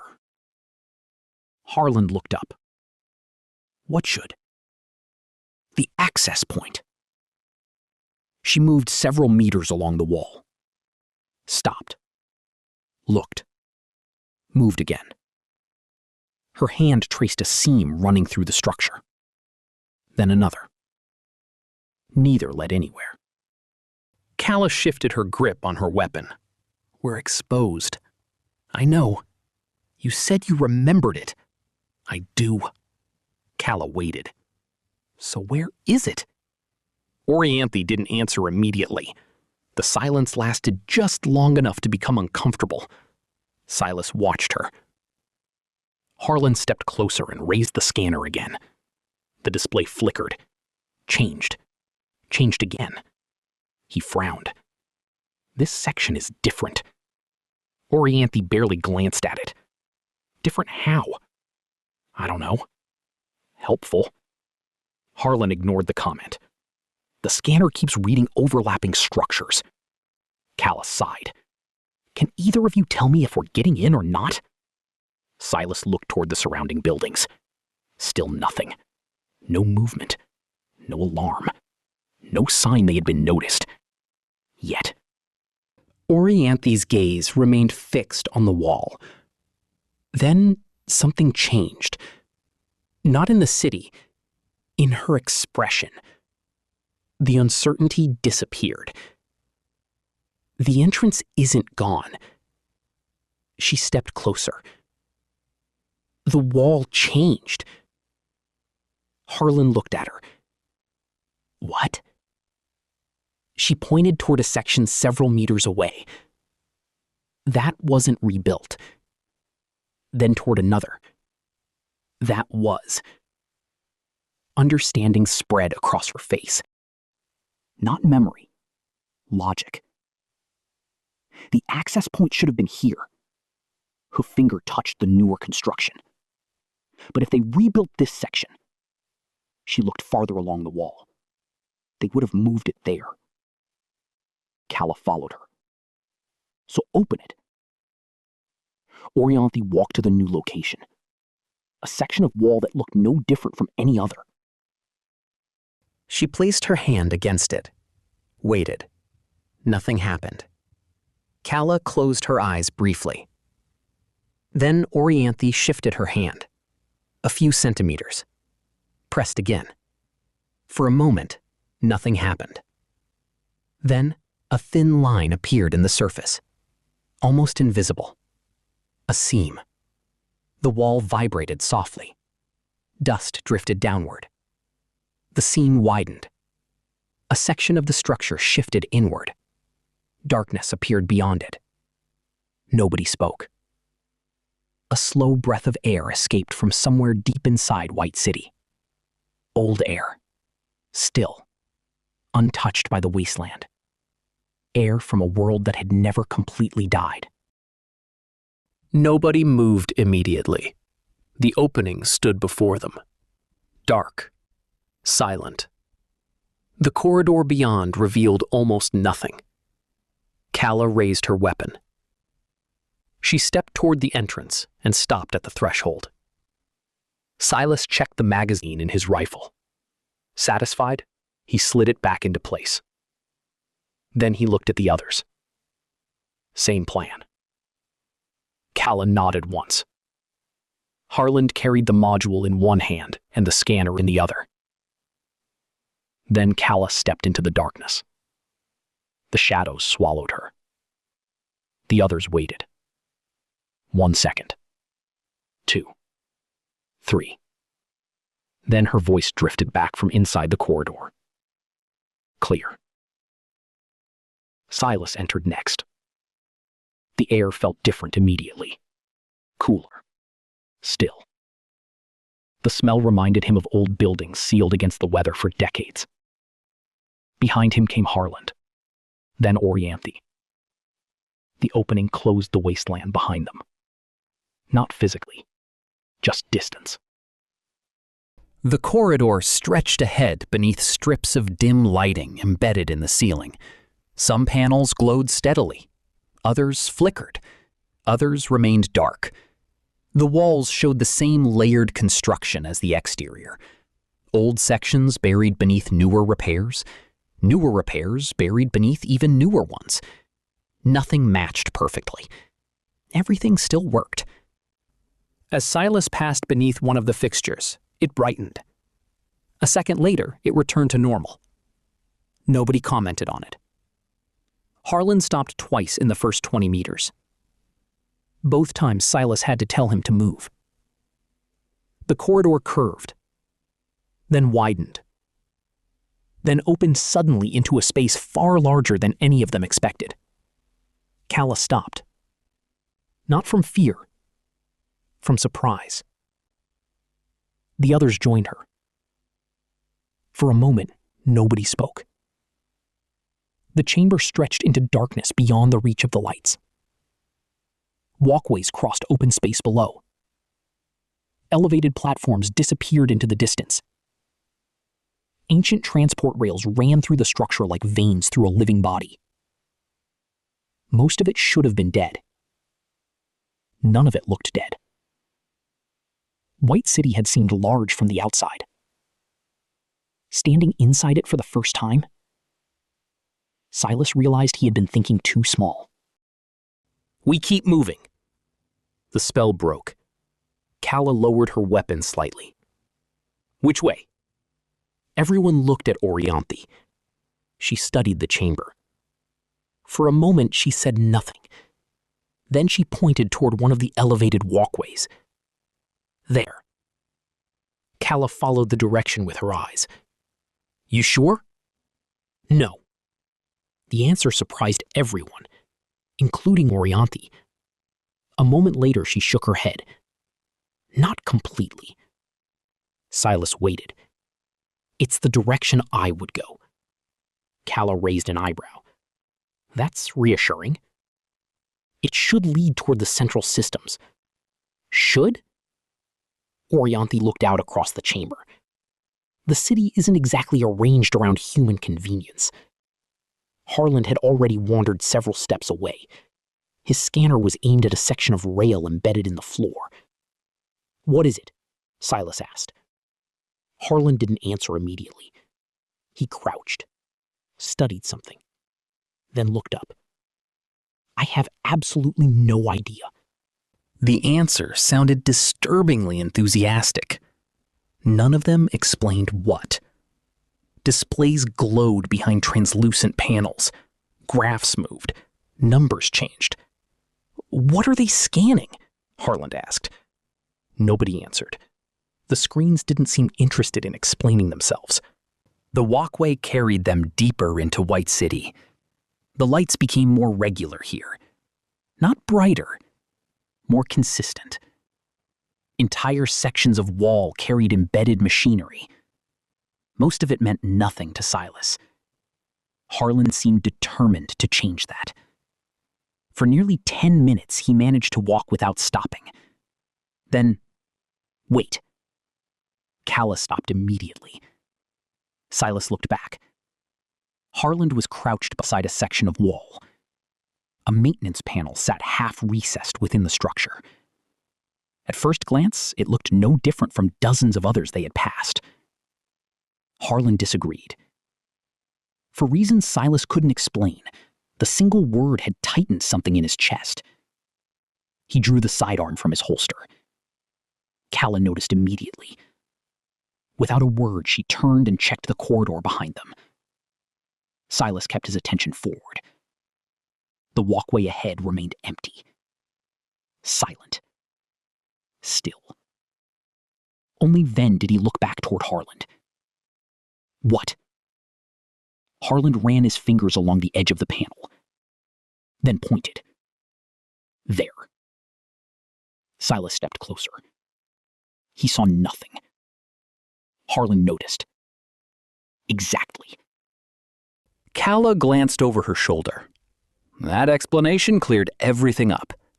Harland ignored her. The surrounding material is original. His finger moved. This isn't. Silas looked again. This time he saw it. Barely. The difference was subtle. The color wasn't quite the same. The texture wasn't quite the same. The panel belonged, but not perfectly. What does that mean? Silas asked. Harland sat back. It means somebody replaced it. Calla finally turned away from the corridor behind them and looked at the wall. How long ago? I don't know. Harland studied the panel again, then shook his head. But not 200 years ago. Orianthi stepped forward.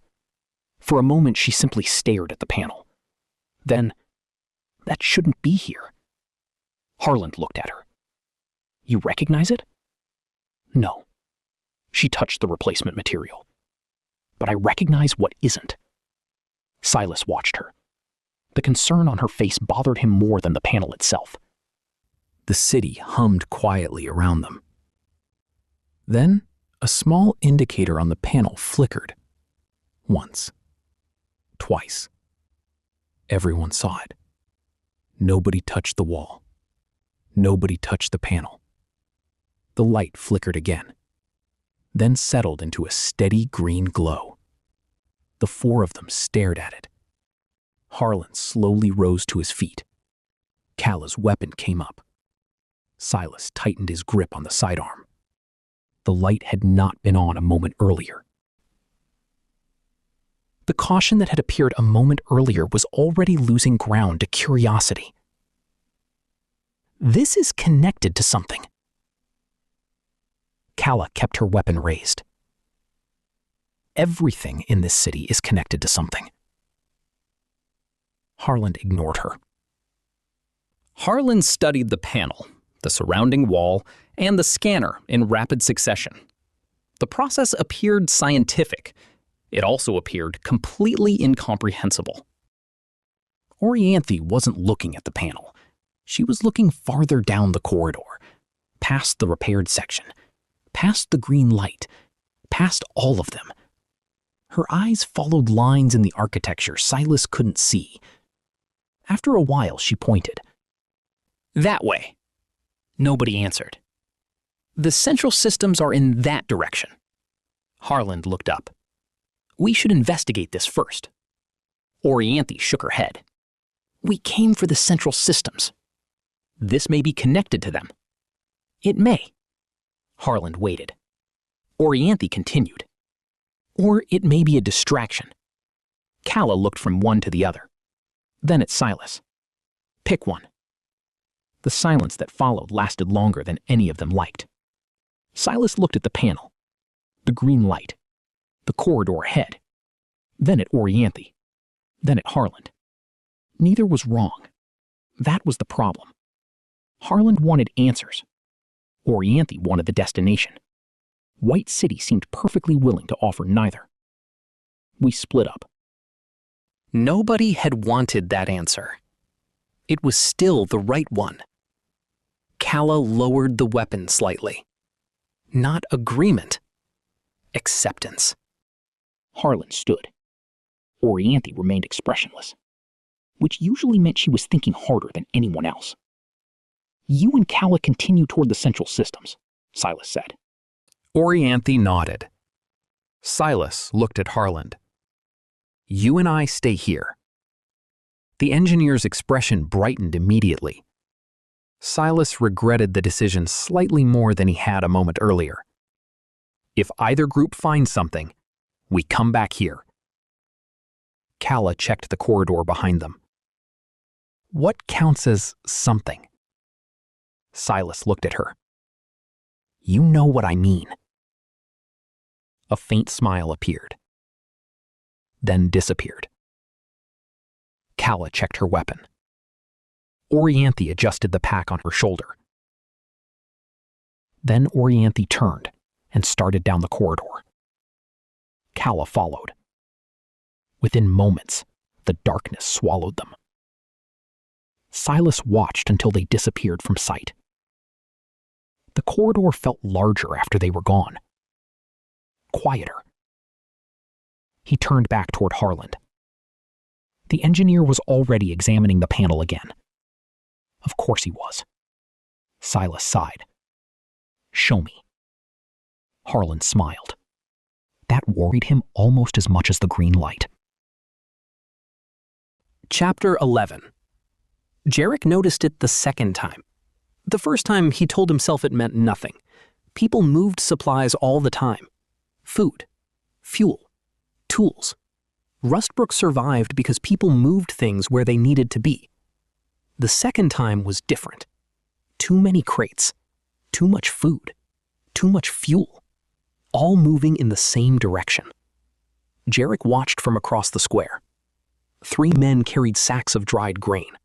Another rolled a cart loaded with preserved food.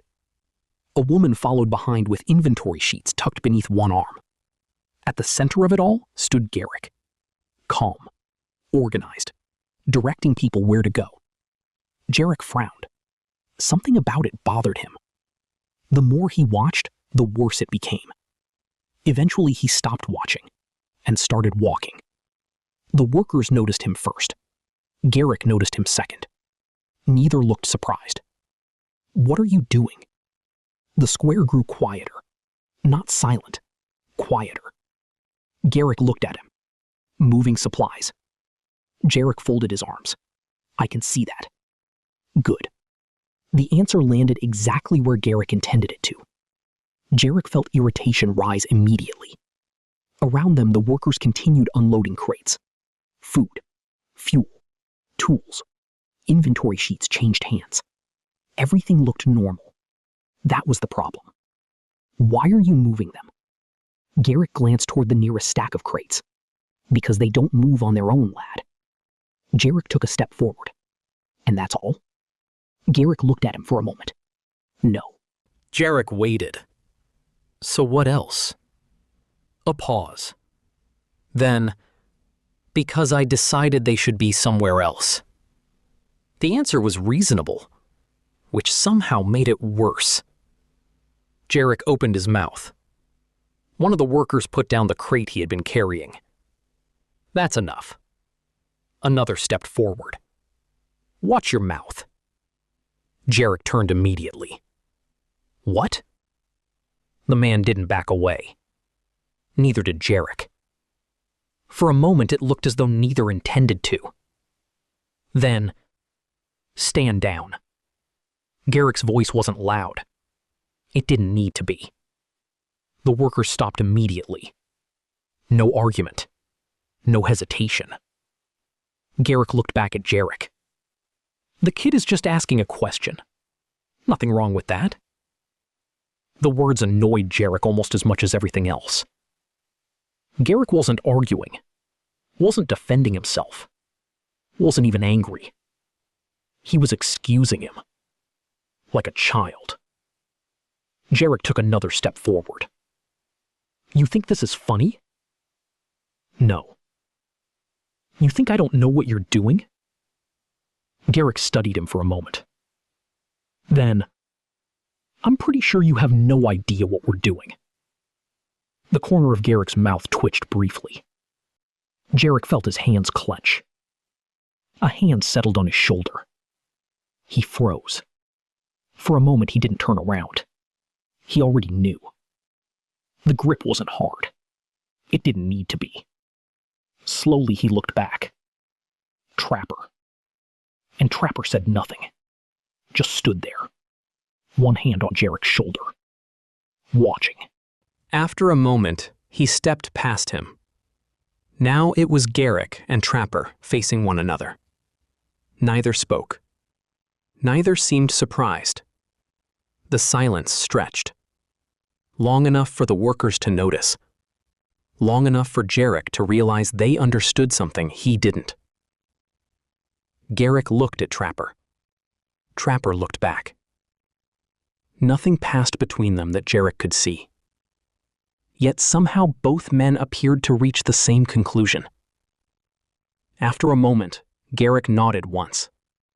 A small acknowledgement. Nothing more. Trapper returned it. Then Garrick turned back toward the workers. Get those crates inside. The moment ended immediately. The workers returned to their tasks. People started moving again. Voices resumed. Carts rolled across the square. Garrick walked away without another word. Garrick stared after him. He was stealing supplies. Trapper watched Garrick disappear between the buildings. No. Garrick frowned. Then what was he doing? The older man remained silent for a long moment, looking at the food, the fuel, the workers, the preparations. Rearranging them. Why? Another pause. Longer this time. Then, in case Silas doesn't come back. For the first time since the argument, Garrick had no answer.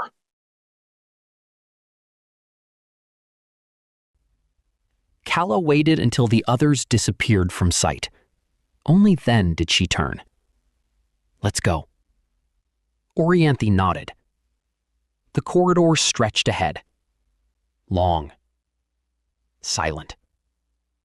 The lights here were different from the ones they had passed before. Softer. The effect reminded Calla of moonlight. If moonlight had been designed by engineers. She stayed half a step behind Orianthi. Close enough to react. Far enough to see everything. The city felt different here. Less industrial. The exposed machinery had gradually disappeared. The walls were smoother.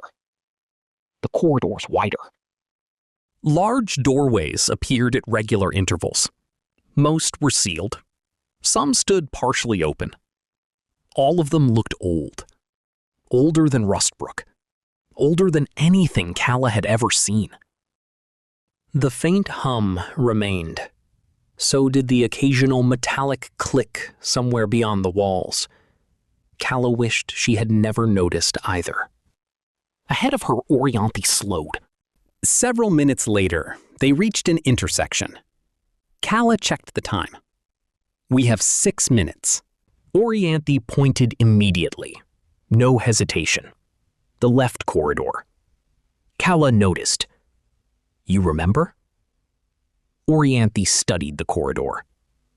No. The answer came too quickly. I just know. Calla frowned. They followed the corridor. At every intersection after that, Orianthi chose their direction without hesitation. Eventually, Calla broke the silence. Doesn't it bother you not knowing how you know? For the first time, Orianthi didn't answer immediately. A faint sheen of sweat caught the light on Orianthi's forehead. She wiped it away almost absently. It should. That answer unsettled Calla even more than the sweat. Then Orianthi stopped. Completely. Calla's hand was on her weapon instantly. The corridor ended ahead of them. A doorway stood there, larger than any they had seen since entering White City. The frame rose several stories into the darkness above. No displays, no markings, no obvious mechanism. Just a massive sealed structure built into the heart of the city. For several seconds, Orianthi simply stared at it. Calla looked from the door to Orianthi. What? When she finally spoke, her voice was quieter than before. I know this place. For the first time since entering White City, Orianthi looked afraid. Why are you afraid of it? I don't know. Calla exhaled slowly. That answer was becoming familiar. Then Orianthi moved. Not toward the door, toward the wall beside it. Something rested near the base of the doorway, half buried beneath dust. Orianthi crouched and picked it up. A small piece of metal, half of a circle. She froze. Then she reached into her pocket and withdrew the matching half. Calla stared as Orianthi fitted them together. They matched perfectly. You've had that all this time. I don't remember where I got it. Calla looked from the completed circle to the doorway. You've been here before. This time, Orianthi didn't argue. Yes. Then the city answered. A tone echoed through White City. Not loud. Not human. Not an alarm. One note. Then another. Then a sequence neither of them understood. Orianthi went pale. Calla's weapon was in her hands before the final tone faded. The corridor lights changed. Far down the passage, dark panels illuminated one after another, like a signal passing through the city. Somewhere deep within White City, something moved. A distant vibration rolled through the floor. Calla felt it through her boots. What did you do? I don't know. The vibration came again, stronger this time. Orianthi closed her hand around the completed circle. We need to leave. Something shifted deep beneath them. Harland knelt beside the panel. Carefully, he loosened the cover plate and placed each fastener beside him in the order it came out. No wasted movement. No hurry. His scanner glided across the exposed components. Silas remained a few steps behind. See anything? Harland ran the scanner across the same section again. The readings were identical. Yes, just not what I expected. He adjusted the scanner's sensitivity. Several readings disappeared. Others became sharper. No. Silas glanced over. What? I was wrong. About what? I thought this controlled something. It doesn't? Harland shook his head. This isn't a control panel. It's a diagnostic interface. Silas stepped closer. What's the difference? Maintenance crews use these to monitor systems, run tests, and isolate faults. They don't issue commands. They report status. What does it say? Harland studied the display. It keeps flagging the same fault. What fault? Something's missing. He examined the readings again. But the interface is still reporting. Meaning? Whatever it's connected to never shut down. The scanner stopped. Harland brushed a layer of dust from inside the housing. Beneath it lay a precisely machined recess. Empty. That shouldn't be empty. What fits in there? I don't know. Harland traced the edges of the recess. No damage. No broken mounts. It was removed, Silas said. By someone who knew exactly what they were doing. Harland reached for the module resting on the satchel beside him. He turned it once, studying the contacts and locking grooves, then held it near the empty recess. Silas saw the match immediately. You think it belongs there? I can't prove it. Harland compared them one final time, but I'd be very surprised if it belonged anywhere else. He slowly lowered the module. The massive door loomed before them. Orianthi and Calla stood in silence. Calla checked the time. 5 minutes.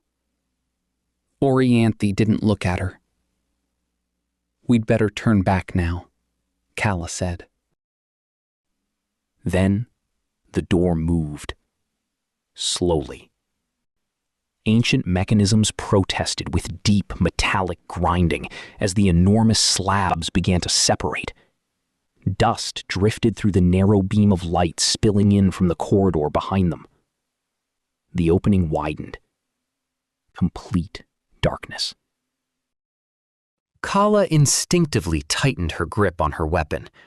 Even fully open, it felt less like the entrance to a chamber than the mouth of something built on an entirely different scale. Neither woman moved. Cold air drifted out from the darkness, dry, stale, untouched. "Ready?" Kala asked quietly. Orianthi never took her eyes off the darkness. No. Then she stepped forward. Kala followed without another word. The corridor light reached only a short distance before the darkness swallowed it. With every step, the world behind them seemed farther away. Kala activated the light mounted beneath her weapon. Gradually, faint outlines began to emerge. Its ceiling disappeared into darkness high above. Smooth walls curved away beyond the reach of their lights. Everything was perfectly symmetrical and impossibly intact. Nothing had collapsed. Nothing had rusted. Nothing had decayed. Kala looked at Orianthi. Something in her expression had changed. Not recognition. Something closer to being recognized. Then, click. "Orianthi." "I'm here." The reply came from just behind her. The enormous door began to close. Ancient mechanisms groaned as the massive slabs slid together behind them. The final impact echoed through the chamber like distant thunder. Then, silence. This place, she frowned. It doesn't feel abandoned. Orianthi stepped beside her. What is it? I don't know. She looked deeper into the chamber. I feel like I shouldn't be here. Kala studied her for a moment. I thought you said this place wasn't familiar. It isn't. Their footsteps echoed once. Twice. Then the chamber absorbed the sound. The polished floor reflected the narrow beam from her weapon light. Kala dragged the edge of her boot across the surface. A faint gray mark appeared, then began to fade. She watched it narrow, break apart, disappear. Within seconds, the floor was flawless again. For several seconds, nothing else happened. Nothing moved toward them. The chamber remained still. Then, click. The sound had come from somewhere inside the wall. Kala raised her weapon again. You heard that. Orianthi nodded. Another click. The sounds spread through the chamber, one after another, like distant relays passing a signal deeper into the structure. A long hydraulic sigh drifted through the darkness. Orianthi went still. That wasn't air pressure. What is it? Orianthi didn't answer immediately. Something's opening. A lock released. Clack. Then, the unmistakable hiss of compressed gas escaping into the chamber. Behind them, near the edge of Kala's light, the first capsule began to open. White vapor spilled across the floor as the capsule opened. Kala tracked it with the light beneath her weapon. Another lock disengaged. The front panel slid fully aside. As the vapor cleared, a face emerged, gray and dry, the skin drawn tightly across the skull. The clothing had survived far better than the body. Dark fabric, strange fasteners, materials neither of them recognized. Kala waited. When nothing moved, she lowered her weapon a fraction. Dead. Orianthi stepped closer. He died a long time ago. Another hiss echoed somewhere else in the chamber. Both women looked up. A second seam appeared, then a third, farther along the wall. Calla felt her stomach tighten. Orianthi looked into the surrounding darkness. It was built for all of them. Another lock disengaged. The chamber filled with the slow hiss of escaping pressure. Calla moved carefully from one capsule to the next, flashlights sweeping across the silent occupants. None of them had survived. Some had become little more than dried remains inside clothing that had somehow endured the centuries. Others looked almost untouched until the light reached their faces. They all died. Orianthi didn't answer. She stood before another capsule. Its door had opened only halfway. The figure inside remained mostly hidden in shadow. Without thinking, she stepped closer. Calla noticed. "What is it?" Orianthi frowned. She couldn't answer. Something about the figure felt familiar. She reached toward the capsule, then stopped. "I know this." Calla looked sharply at her. "You remember?" Orianthi searched the face, but no memory came. "No, but I should." Silence. Calla studied the body for another moment. "Friend?" Orianthi looked at the face one last time. "I think." A long pause. Once. Another metallic lock disengaged somewhere behind them. It hadn't come from the open capsules. It had come from deeper in the chamber, somewhere beyond the reach of their lights. Another click. Slower. Heavier. It hadn't come from the open capsules. It had come from deeper in the chamber, somewhere beyond the reach of their lights. Another click. Slower. Heavier. Calla turned toward the sound. There. Her flashlight swept across the darkness. At first, she saw nothing. Then, another capsule. Unlike the others, its outer shell remained completely sealed. No vapor, no open seam, no exposed interior. It looked untouched. Then, almost imperceptibly, a thin line appeared across the capsule's surface. Ancient mechanisms stirred behind the metal. Unlike the others, this capsule sounded fully functional. A slow hiss escaped the capsule. White vapor rolled across the floor. Calla instinctively raised her weapon again. The front panel opened deliberately. Darkness filled the opening. Then, a hand.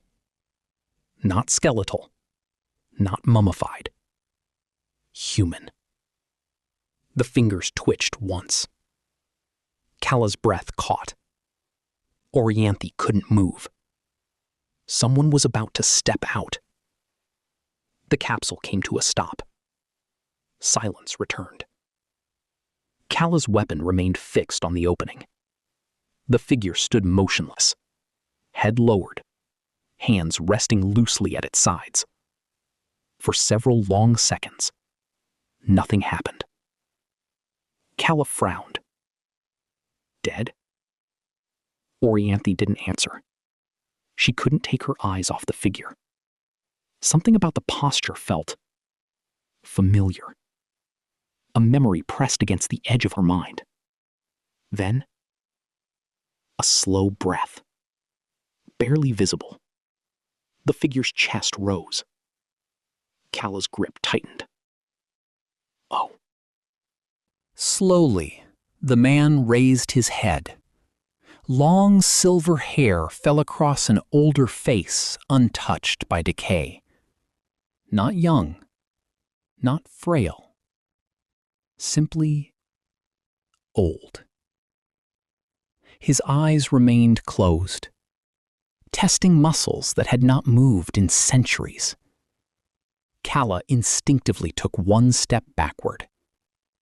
His eyes opened, clear, focused, and immediately aware. His eyes settled on Calla for only a moment. Then, they moved to Orianthi. A small smile of recognition appeared on his face. When he finally spoke, his voice was quiet, steady, unhurried. Orianthi. She froze. Not because she remembered him, because he remembered her. The name echoed through the chamber. Harland continued studying the module, turning it slowly in his hands. The machined edges, the recessed contacts, the locking grooves. Nothing about it looked accidental. Silas watched him. You still don't know? Harland shook his head. No. He looked once more toward the empty compartment. Then, without thinking, he held the module beside it. Not inside, just close enough to compare. Nothing happened. He lowered it again. Silas reached out. Let me see. Harland handed it over without hesitation. The moment Silas's fingers closed around the module, the scanner chirped. Once. Harland froze. The display changed. Harland looked at the module. It looked exactly the same. He looked back at the scanner. Both men stared at it. Neither had touched the panel, yet the interface had responded. Silas looked at the module in his hand. What did I do? Harland was already staring at the scanner. You didn't. Another tone echoed softly through the corridor. Something had changed. Harland lowered himself beside the panel again. Additional lines had appeared on the scanner. He adjusted the sensitivity. They remained. He scanned the module, then the maintenance interface. The module was unchanged. The interface wasn't. Silas frowned. What changed? Not the module. Harland watched the new data scroll across the display. The interface is letting us read it. More lines appeared. Not random readings. A pattern. Silas. Harland stopped.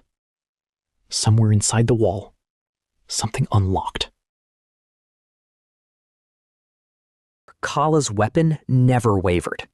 The old man paid it no attention. His eyes remained fixed on Orianthi. He studied her quietly, almost gently, as though searching for something beneath the face he remembered. You survived. His voice carried no surprise, only quiet satisfaction. Orianthi frowned. You know me? A faint smile returned. Of course. The certainty in his answer unsettled her more than any threat could have. I don't know you. No. The old man inclined his head slightly. I suspected you wouldn't. Calla stepped forward. Who are you? His expression remained calm. You don't belong here. Calla kept the weapon trained on him. I asked you a question. The old man regarded her briefly, then returned his attention to Orianthi. You've changed. Something stirred beyond Orianthi's memory. The certainty that this man had once stood over her, correcting her, teaching her. It vanished before she could grasp it. She stepped back without meaning to. So, even my face has become a stranger? Orianthi struggled to answer. I wish... She stopped. I wish I remembered. You will. It isn't gone. He touched his temple. It has merely been buried. Calla glanced at Orianthi. You really don't know him? Orianthi never looked away from the old man. No. The old man lowered his hand. They took more from you than I feared. Calla's grip tightened. Who took it? He didn't answer. Instead, he took a slow step forward. Not toward Calla, toward Orianthi. She stiffened. Calla immediately raised the weapon higher. That's close enough. He stopped. His eyes remained on Orianthi. No need to be afraid. I'm not afraid. No. A small smile returned. You rarely were. Another fragment stirred. A room filled with white light. A voice telling her to begin again. The impression of hands guiding hers across something she could no longer see. Then nothing. Orianthi drew a sharp breath.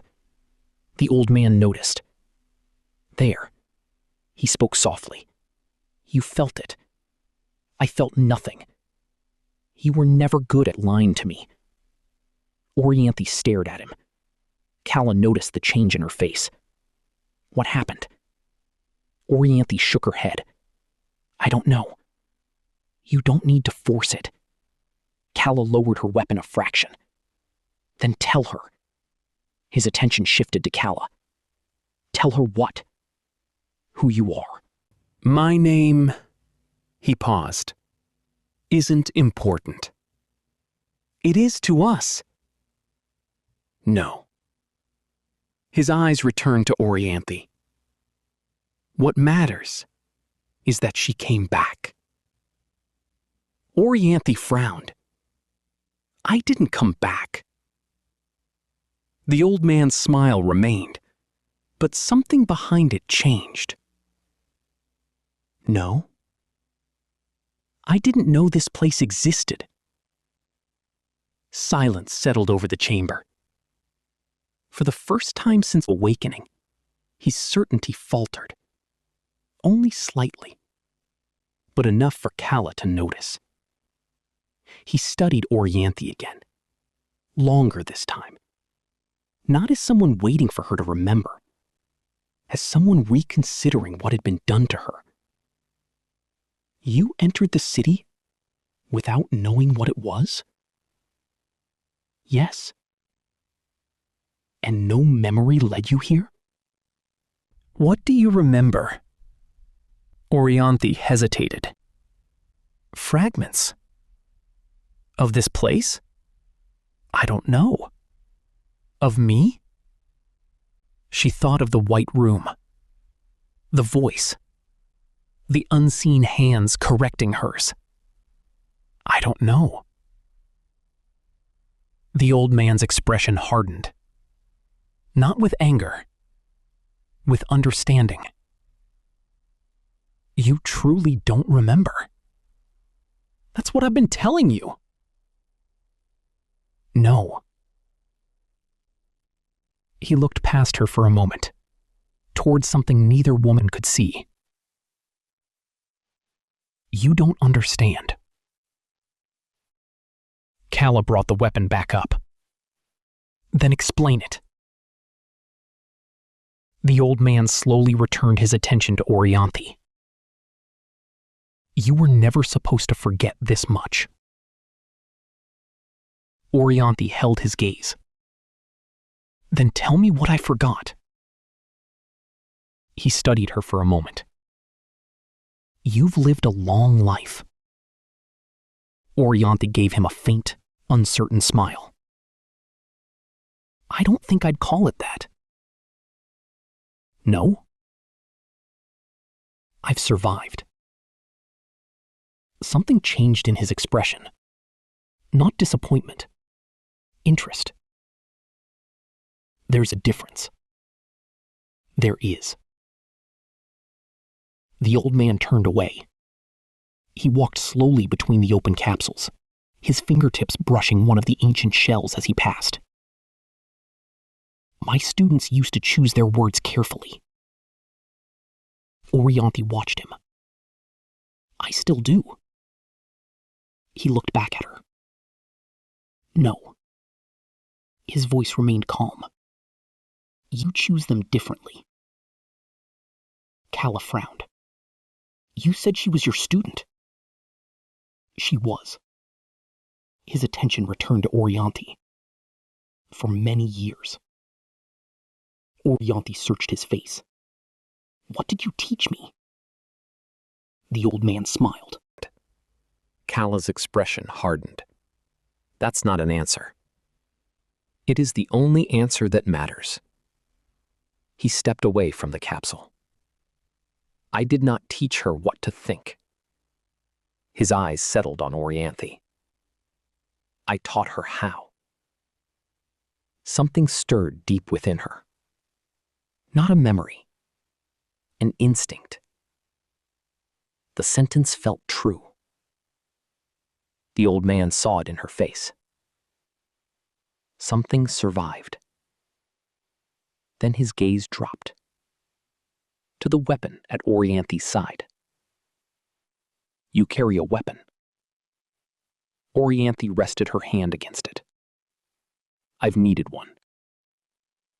The old man studied her hand. Against whom? People who wanted me dead. And did you kill them? Orianthi held his gaze. Some of them. I was afraid of that. Orianthi's hand remained on the weapon. I wasn't. The old man looked at him differently then. Not as the student he remembered. As the woman who had survived without him. Neither man moved. The maintenance interface remained quietly illuminated. Silent. Then, a sharp metallic click echoed somewhere deep inside the wall. Another answered. Then another. Harlan slowly looked up.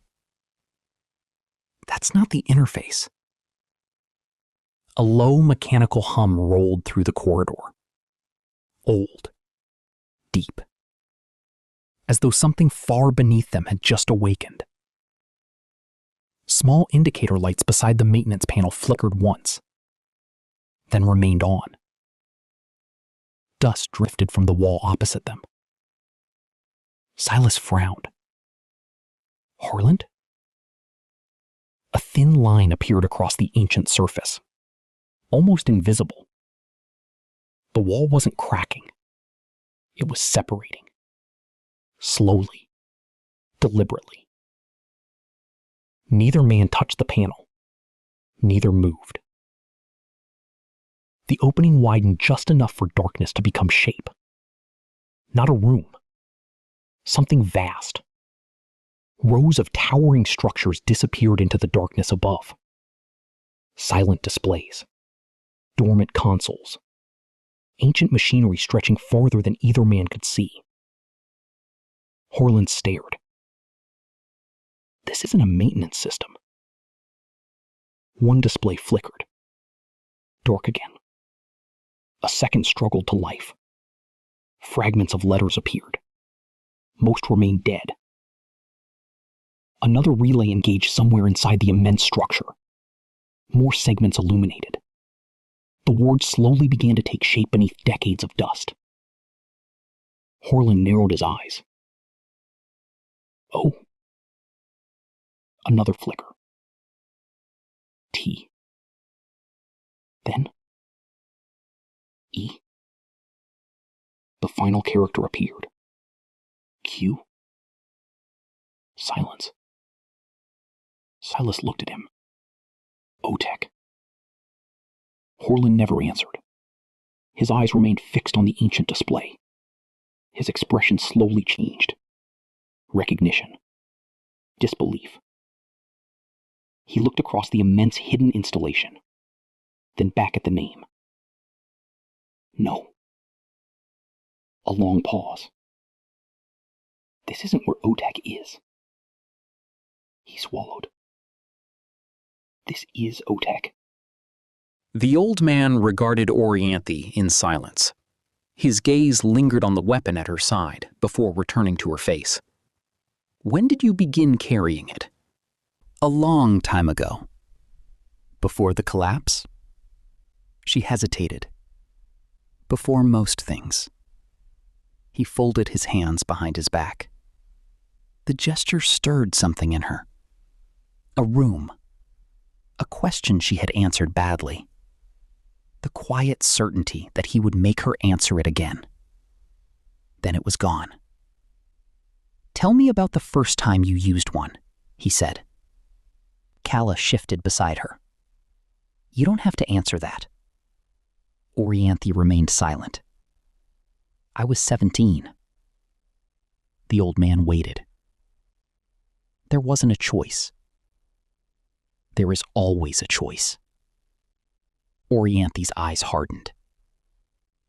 Not where I've lived. His voice was gentle.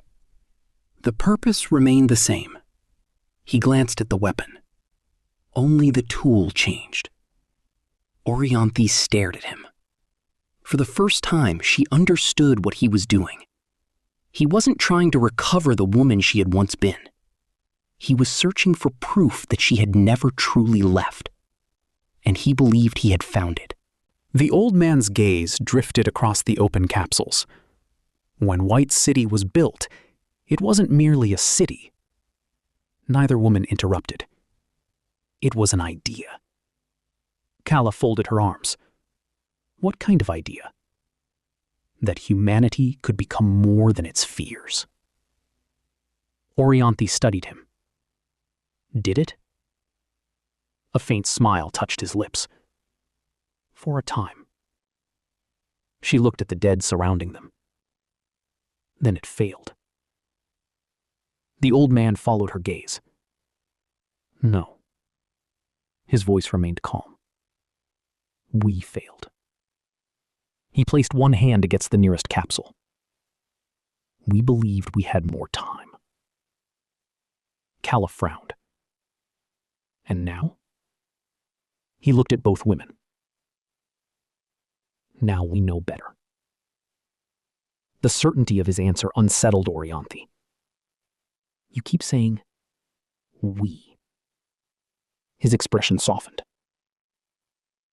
Because you are one of us. Orianthi shook her head. I don't know who us is. You will. You keep saying that. Because it is true. I don't remember this place. I don't remember what happened here. I don't remember you. You don't need to. He smiled gently. Memory changes nothing. Orianthi held his gaze.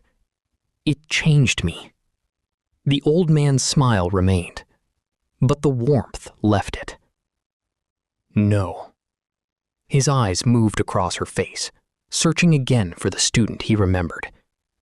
It merely made you forget who you are. Orianthi's hand settled against the weapon at her side.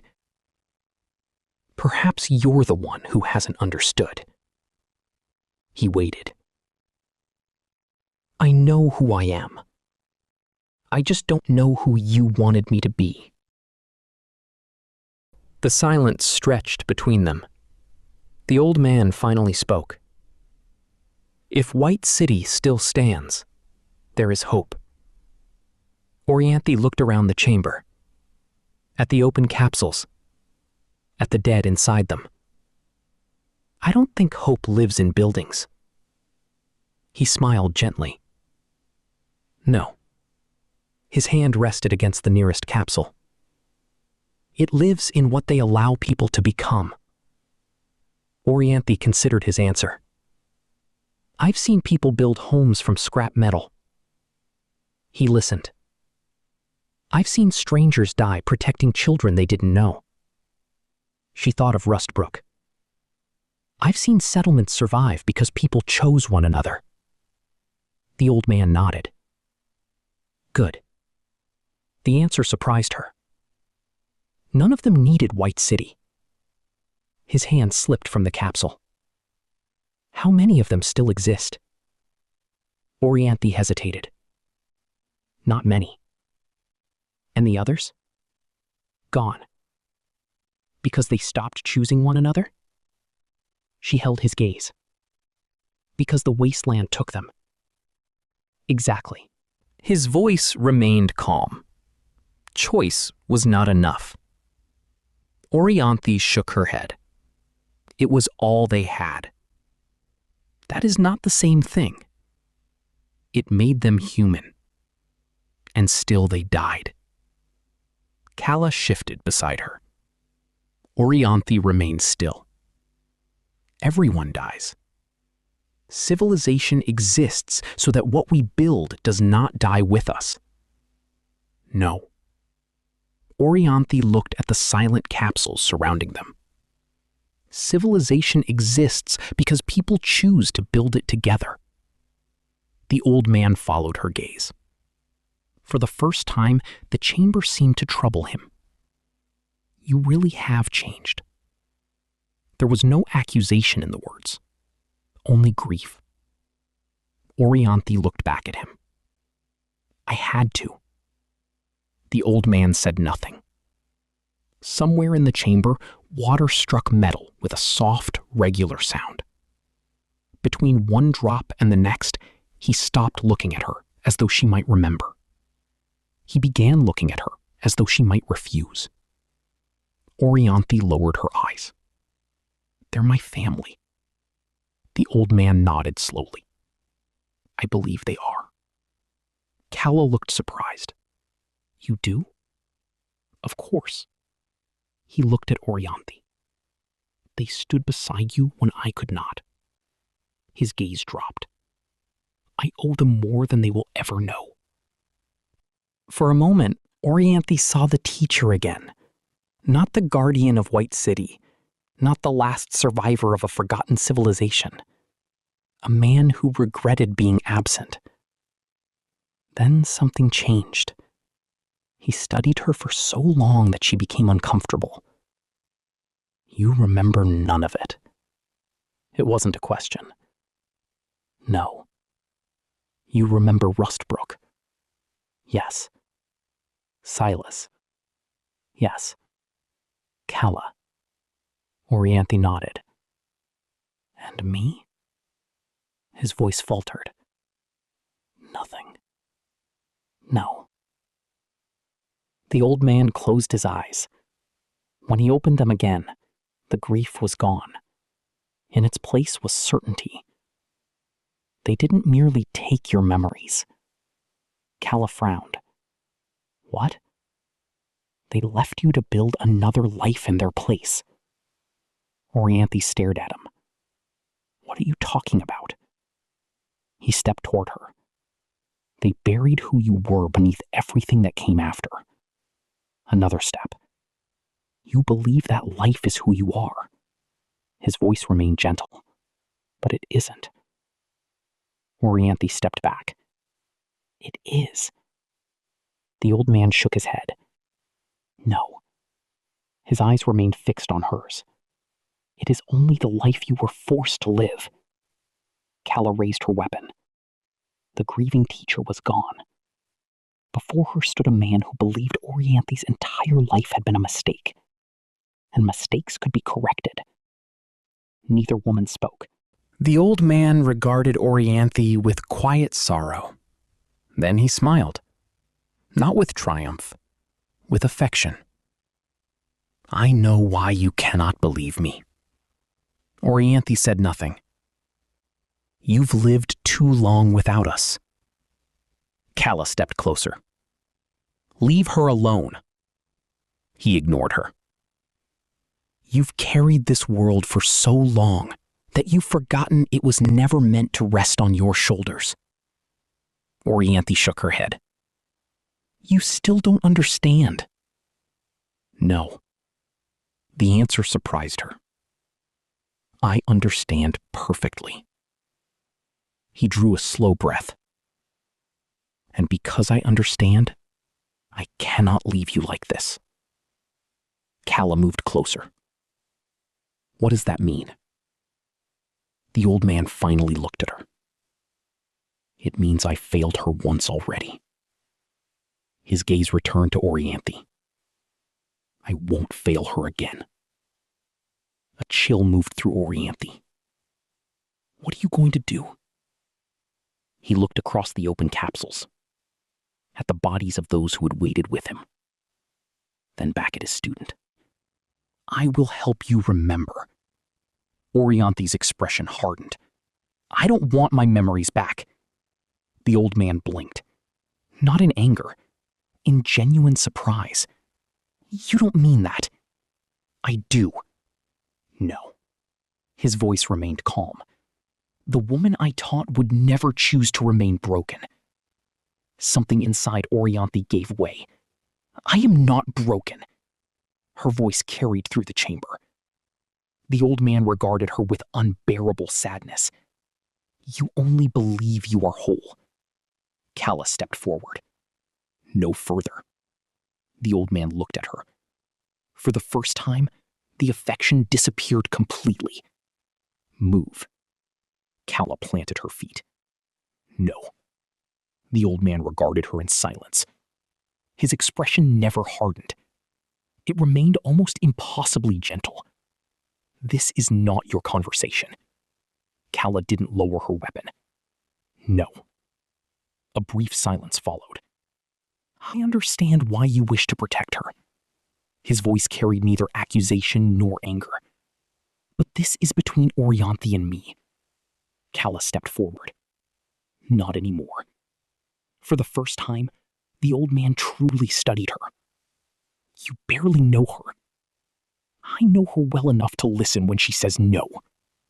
Something shifted in his expression. Not anger. The quiet dismissal of a teacher faced with a student who had misunderstood the lesson. I taught her for centuries. His gaze moved past Calla to Orianthi. I watched her become who she was. A shadow crossed his face. And I will not stand here and watch her disappear. Calla's grip tightened. She's made her choice. No. The answer came without hesitation. She made it with memories that were taken from her. They're still her memories. The old man looked at Calla again. They are fragments left behind by those who destroyed her. Orianthi stepped forward. Stop talking about me as though I'm not here. His expression softened immediately. Then ask her to stand aside. I won't. The old man stared at her. Orianthi held his gaze. She stays. Silence settled between them. Calla raised the weapon another inch. Take one more step.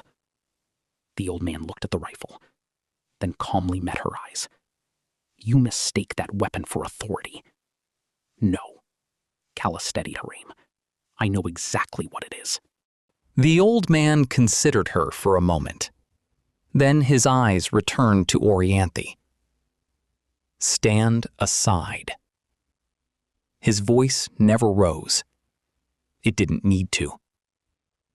The old man took another step. Calla kept the rifle trained on his chest. Stop. He didn't answer. He stepped forward again. 10 feet separated them. Then 8.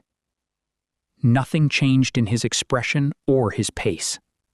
He walked as though Calla were not standing between him and Orianthi. Her finger moved inside the trigger guard, don't. Still he came. Not faster, not slower. Simply certain that she would move. She didn't. Orianthi felt her pulse quicken. Please. Uncertainty entered her voice. Don't make this worse. His eyes never left hers. I did that long ago. Another step. 6 feet. Calla drew a slow breath. Last warning. The old man finally looked at her. For one brief moment, Orianthi thought he had understood. Then he stepped forward. Neither man moved. The ancient chamber remained silent. Then, a narrow beam of pale white light swept across the darkness. Harlan instinctively raised an arm. The beam passed over him. His face, his chest, his hands. Gone. Nothing. No sound. No reaction. Harlan slowly lowered his arm. That's it? Silas never answered. The beam returned. This time, it stopped. On him. A second beam emerged from somewhere high above. Then a third. It crossed over him with impossible precision. Somewhere inside OTEC, a relay engaged. One display flickered. Then another. Searching. Scanning. Verifying. Harlan stared. Silas. The chamber grew brighter. OTEC had found something. The displays continued flickering. Lines of text appeared. Vanished. Returned. Each display seemed to be processing a different fragment. Searching. Cross-referencing. Verifying. Neither man spoke. Then, every display froze. One line appeared. Subject detected. A second followed immediately. Legacy profile recognized. Harlan stared at the ancient display. Legacy profile? Silas never looked away. More text appeared. Cross-referencing. The chamber fell silent. As though OTEC was comparing Silas against something unimaginably old. Waiting. The old man took one final step. The rifle fired. The shot cracked through the chamber. The old man didn't move. He simply lifted one hand. The bullet stopped. A single foot from his chest. It hung there. Motionless. The chamber fell silent. Calla stared. Orianthi couldn't breathe. Slowly, the old man closed his hand. The round crumpled in on itself. Metal groaned. When he opened his fingers, a flattened piece of lead fell quietly to the stone. Tick. No one spoke. His eyes never left Orianthi. I asked her to stand aside. Calla swallowed. Her hands tightened around the rifle. The old man lowered his hand. I will ask no more. For the first time, the chamber answered him. A deep pulse rolled through the floor beneath their feet. Ancient. Powerful. Awake. Calla felt the force before she understood it. The pressure struck her square in the chest. She staggered backward. One step, then another. The rifle slipped from her grasp. It clattered across the stone. She hit one knee. The old man never looked at her. The old man took another step. Orianthi moved. She placed herself between him and Calla, breathing hard, eyes locked on his. "You've done enough." He stopped, not because she had ordered him to, because she had finally stood against him. Teacher and student faced one another. No one else stood between them. His expression softened. "I was beginning to wonder if you still would." Orianthi's jaw tightened. "I'm not letting you touch her." A shadow of sadness crossed his face. "Even now." He glanced toward Calla. "You choose to protect everyone but yourself." Orianthi raised her hands. Not in surrender, in readiness. "If you take one more step, you'll try to stop me." Neither of them moved. Then the old man stepped forward. Orianthi met him. Orianthi moved first. No warning, no hesitation. She crossed the distance in a heartbeat. Her fist drove toward his throat. The old man caught her wrist. Not with force, with familiarity. For the briefest moment, neither of them moved. His eyes met hers. "I remember teaching you that." Orianthi tore her wrist free and swung at his head. He leaned aside.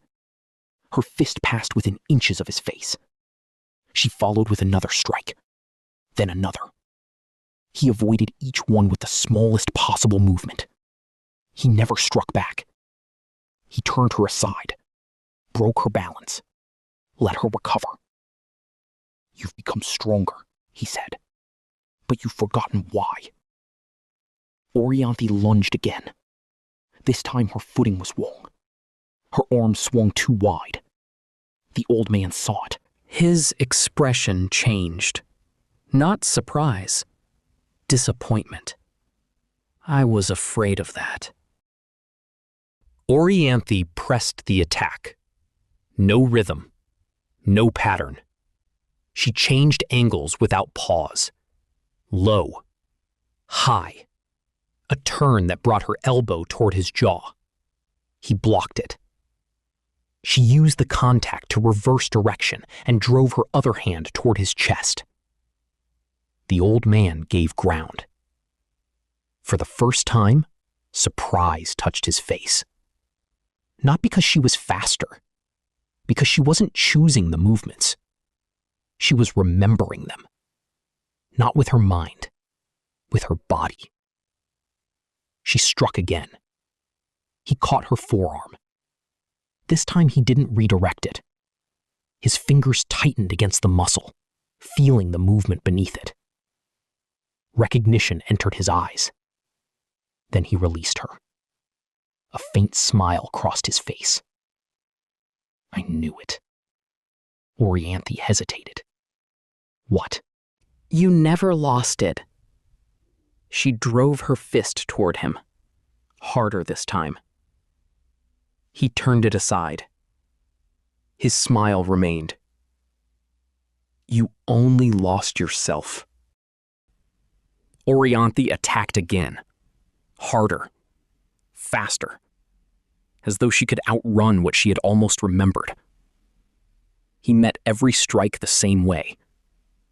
A hand against her elbow, a turn of her wrist, fingers briefly touching her shoulder. Never striking, always correcting. Orianthi came at him again, wild now. The old man didn't answer with force. He answered with patience. He turned her wrist, pressed her shoulder down, shifted her weight back beneath her. The corrections came without thought, as naturally as breathing. No! Orianthi tore herself away before he could touch her again.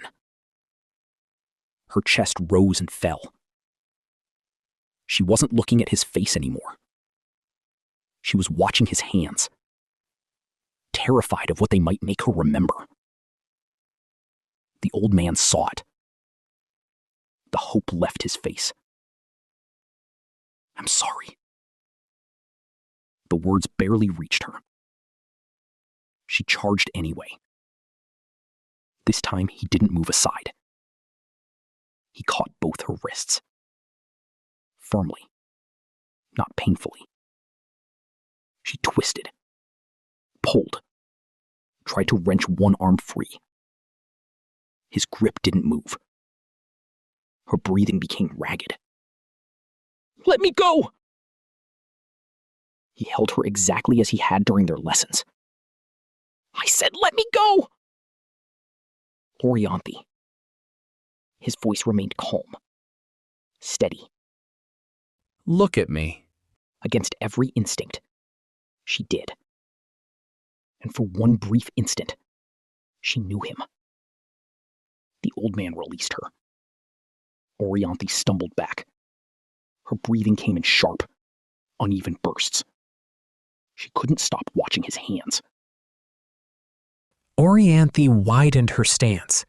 Calla caught herself against the nearest capsule.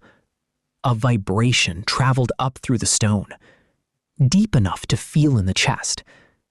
The walls answered with a low, resonating hum. "What was that?" Calla asked. The old man's eyes opened. Confusion crossed his face. Then a tone sounded somewhere beyond the chamber. Another answered it. Then dozens more. Different pitches folding over one another as dormant systems came online. The overhead lights flickered in sequence, not failing, changing. The old man lowered his hand. No. His attention moved across the chamber, from the lights to the capsules, then towards something neither woman could see. His face tightened. That wasn't me. Another pulse passed through the floor, stronger this time. The capsules trembled in their housings. Dust fell from the ceiling. A voice sounded from every wall at once. Legacy profile located. The vibration stopped. Silence. Then, evaluation resumed.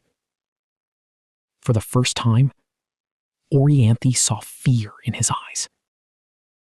Metal struck stone somewhere beyond the chamber. One measured step. Then another. The old man turned toward the sealed entrance. Calla retrieved her rifle. "What is that?"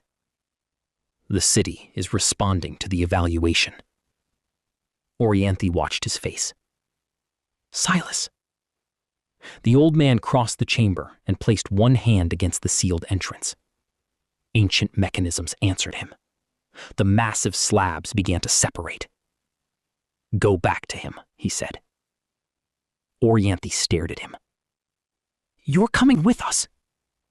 "No." He looked toward the open capsules. Beyond them, barely visible in the darkness, an original passage led deeper into the city. There are older routes. Where do they lead? To the chamber the city has chosen for him. Weapons fire echoed through the corridor beyond the opening. Calla caught Orianthi's arm. "We have to move." Orianthi looked at the old man one final time. "What are you going to do?" "Take another way." Calla pulled her into the corridor. The massive door began to close behind them. Orianthi watched the old man disappear. Calla raised her rifle. "Which way?" Silas tore his eyes from the darkened OTEC displays. They're gone. Harland secured the module inside his pack. Harland gathered the remaining weapons and slung their straps over his shoulder. We're taking these. Silas nodded. They had barely entered the corridor when Harland stopped. His head turned. You hear that? Silas listened. Metal struck stone somewhere in the darkness. A single measured step. Then another. Perfectly spaced. Movement appeared at the far end of the corridor. A tall figure emerged. White armor. Featureless visor. Its weapon held low. It wasn't searching. It already knew where to go. A second guard stepped from the darkness. Then a third. Silas backed away. They found us. Harland watched the guards advance. No, they aren't looking for us. He tightened the strap of his pack. They know exactly where we are. The guards raised their weapons. Move. Silas retreated into the corridor with his rifle trained on the advancing guards. They didn't quicken their pace. Every step remained identical to the last. Harland glanced over his shoulder. The junction where they had agreed to meet Orianthi and Calla was less than 20 meters away. Keep moving. The first guard raised its weapon. A white pulse struck the wall beside Silas. Stone and metal burst across the corridor. Silas fired. 3 rounds struck the guard in the chest. It rocked back half a step, then planted its foot and continued forward. A second pulse tore past them. Harland pulled one of the White City weapons from his shoulder. Silas! Silas released his rifle. The sling caught it against his chest as Harland threw the weapon. Silas caught it in both hands. Unfamiliar weight. No visible trigger. Behind them, the junction was seconds away. Ahead, the guards raised their weapons again. The corridor opened into the central junction. Silas entered at a run. Movement flashed to his left. He raised the White City weapon. Calla's rifle came up at the same instant. Silas! Orianthi stepped between them. Harland reached the junction a moment later, struggling for breath. Behind him, metallic footsteps echoed through the corridor. Calla lowered her rifle. How many? 3, Silas said. Harland pulled the remaining White City weapons from his shoulder. He handed one to Calla, the other to Orianthi. Do either of you know how these work? Calla examined the unfamiliar grip. No. Orianthi stared at the weapon in her hands. Before she could answer, the footsteps stopped. Silas turned toward the corridor. The others followed. The first guard stepped into the junction. Its weapon was already raised. The guard held its position. Its weapon remained trained on them, while its head turned slowly. Silas, Orianthi, Calla, Harland. Orianthi looked down at the weapon Harland had given her. Memory surfaced. Press your thumb into the grip. Down! Silas shouted. White light filled the corridor. The blast struck the wall behind them. Stone and metal tore across the junction. Calla hit the floor, rolled onto one shoulder, and pressed her thumb into the weapon's grip. It came alive in her hands. She fired. The weapon slammed against her shoulder. A white bolt struck the guard in the chest. Its armor flared around the impact. The guard staggered. Harland saw the scorched indentation left behind. Their armor can't stop these. A second guard entered the junction. Then the third. Silas found the pressure point beneath his thumb. He fired. The bolt fractured the lead guard's chest plate and drove it back. Then all 3 guards opened fire. The junction vanished in white light. White bolts tore through the junction. Silas fired twice. The lead guard halted behind the damaged edge of the doorway. Left! Calla shouted. They ran for the adjoining corridor. A blast struck the floor behind them. Another hit the wall to their right. Orianthi lost her footing. Calla caught her arm and pulled her forward. Then more footsteps joined the first 3. Harland looked back. White armored figures entered through the side passages. One blocked the corridor behind them. 2 more advanced from the right. Every route was closing except one. Silas saw the pattern. They're hurting us.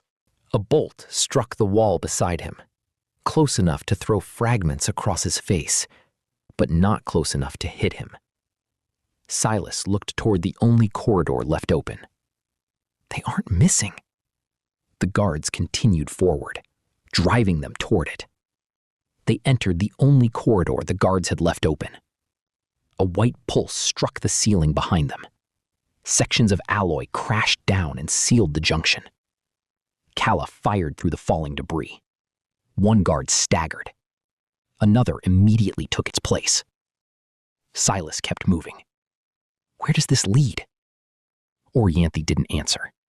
She was looking at the walls, at the narrow lines of light beneath them. Recognition entered her face. Calla saw it. You know this corridor. Yes. Another section of ceiling collapsed behind them. The way back disappeared beneath it. Silas looked at Orianthi. Where are they taking us? Orianthi slowed. Her eyes followed the narrow lines of light running beneath the walls. The legacy integration chamber. Harlan tightened his grip on the pack. The what? You found Otech's processing core, Orianthi said. This is the integration chamber. Reconstructed profiles were assembled here. Calla looked at Harlan's pack, at the module inside it. They want it back. Yes, Orianthi said. And Silas? Orianthi looked at him. They want them together. Orianthi looked back the way they had come. The capsule chamber connects to it through the original passages. Calla understood. That's where he went. Yes. The corridor ended at a massive security door. Silas struck his palm against it. Nothing. No controls illuminated. No mechanism responded. Behind them, another blast shook the corridor. Calla turned and fired. A guard dropped to one knee. The next stepped over it without slowing. Harlan ran his hands along the edge of the door. No access panel. He checked the adjoining wall. No maintenance release either. The guards were less than 15 meters away. Silas stepped in front of the others and raised the White City weapon. Get behind me. Calla remained beside him. Not happening. Their weapons rose together. Then a voice came from the other side of the door. Move away from it. Orianthi went still. The security door split open behind them. The old man stood on the other side. His eyes passed over Silas and Harlan, then settled on the advancing guards. Recognition tightened his face. You. The guards raised their weapons. The old man moved. He passed Orianthi without looking at her and stepped in front of the group. The guards fired. He raised one hand. A translucent field unfolded across the corridor. The volley struck it. White light flooded the passage. The impacts drove the old man back half a step, but the field held. For the first time, the guards stopped advancing. The old man kept his hand raised. Get through the door. Another volley struck the shield. White fractures spread across its surface. The old man's raised arm began to tremble. They've changed. The next barrage hit. A bolt broke through and tore across his shoulder. The impact turned him sideways. The shield narrowed. Another bolt struck him in the side. He staggered, but forced himself back between the guards and the open door. No! Orianthi shouted. She moved toward him. The old man thrust his hand forward. The shield expanded once more. Go! Silas grabbed Orianthi's arm. She resisted. No! Now! Calla caught her from the other side. Together they pulled her toward the open security door. Harlan crossed first, clutching the pack against his chest. Beyond the threshold, narrow lines of light converged across the floor. Orianthi had been right. The guards had driven them to the integration chamber. Another volley struck the shield. The old man dropped to one knee. Orianthi twisted in Silas's grip. "Let me go!" The old man looked back at her. For one brief moment, their eyes met. Then he turned back toward the guards. Silas pulled Orianthi across the threshold. Calla followed and fired once through the opening. The security door began to close. Beyond it, the shield collapsed. White light tore through the corridor. The old man forced himself to his feet, wounded, alone, still facing the guards. Then the door sealed between them. They were trapped inside the chamber Otek had chosen for them. Far beyond White City, another plan was reaching its conclusion. While Otek closed its trap around Silas, Garrick's contingency was beginning to close around Rustbrook. Elmet noticed the ammunition first. Food and fuel had been moving toward the old storage building for 3 days. Garrick had called it a contingency, a reserve in case Silas did not return. The ammunition had remained inside the armory. Until now. Elmet watched 2 men load the final crate onto a cart. Both wore strips of gray cloth around their arms. Across the square, armed people moved toward the western gate. The gate began to close. Elmet was already moving. Miriam reached the square before the locking bar dropped. A dozen armed people stood before the gate. More waited on the wall above. The last supply cart had already passed outside. "Stop." Several people turned. The gate continued inward. Darren stepped into her path. He had worked on Rustbrook's walls for 11 years. Garrick had trusted him with the western stores. Now, gray cloth circled his arm. "Open the gate," Miriam said. "We're securing the supplies. You're removing them. We're protecting them. From whom?" Darren glanced toward the people gathering behind her. "Where is Garrick?" "He'll understand."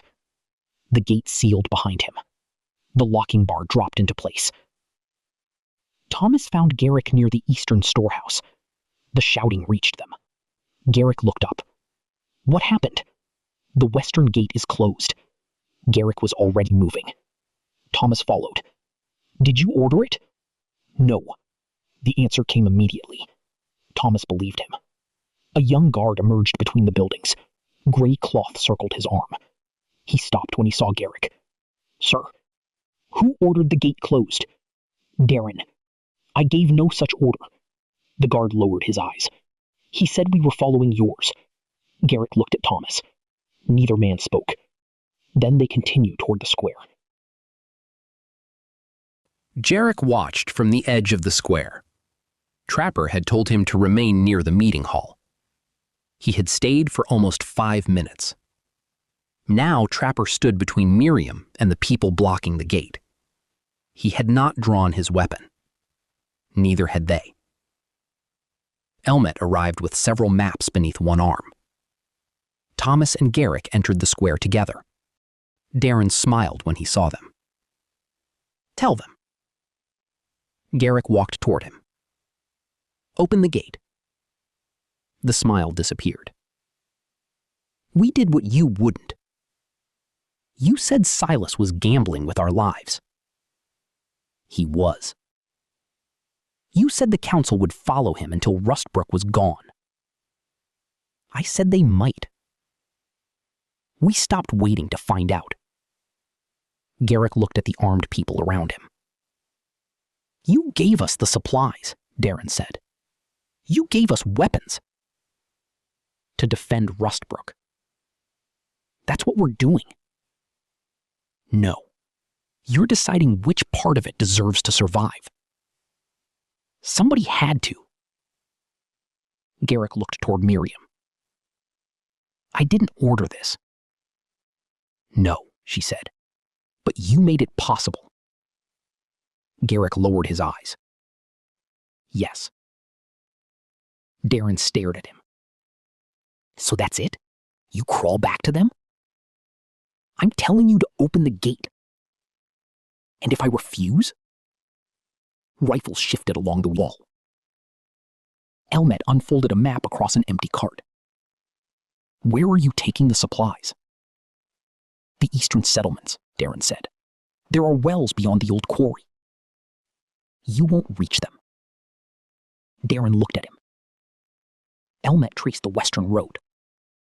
"The winter floods destroyed the northern wash. Your carts will stop here."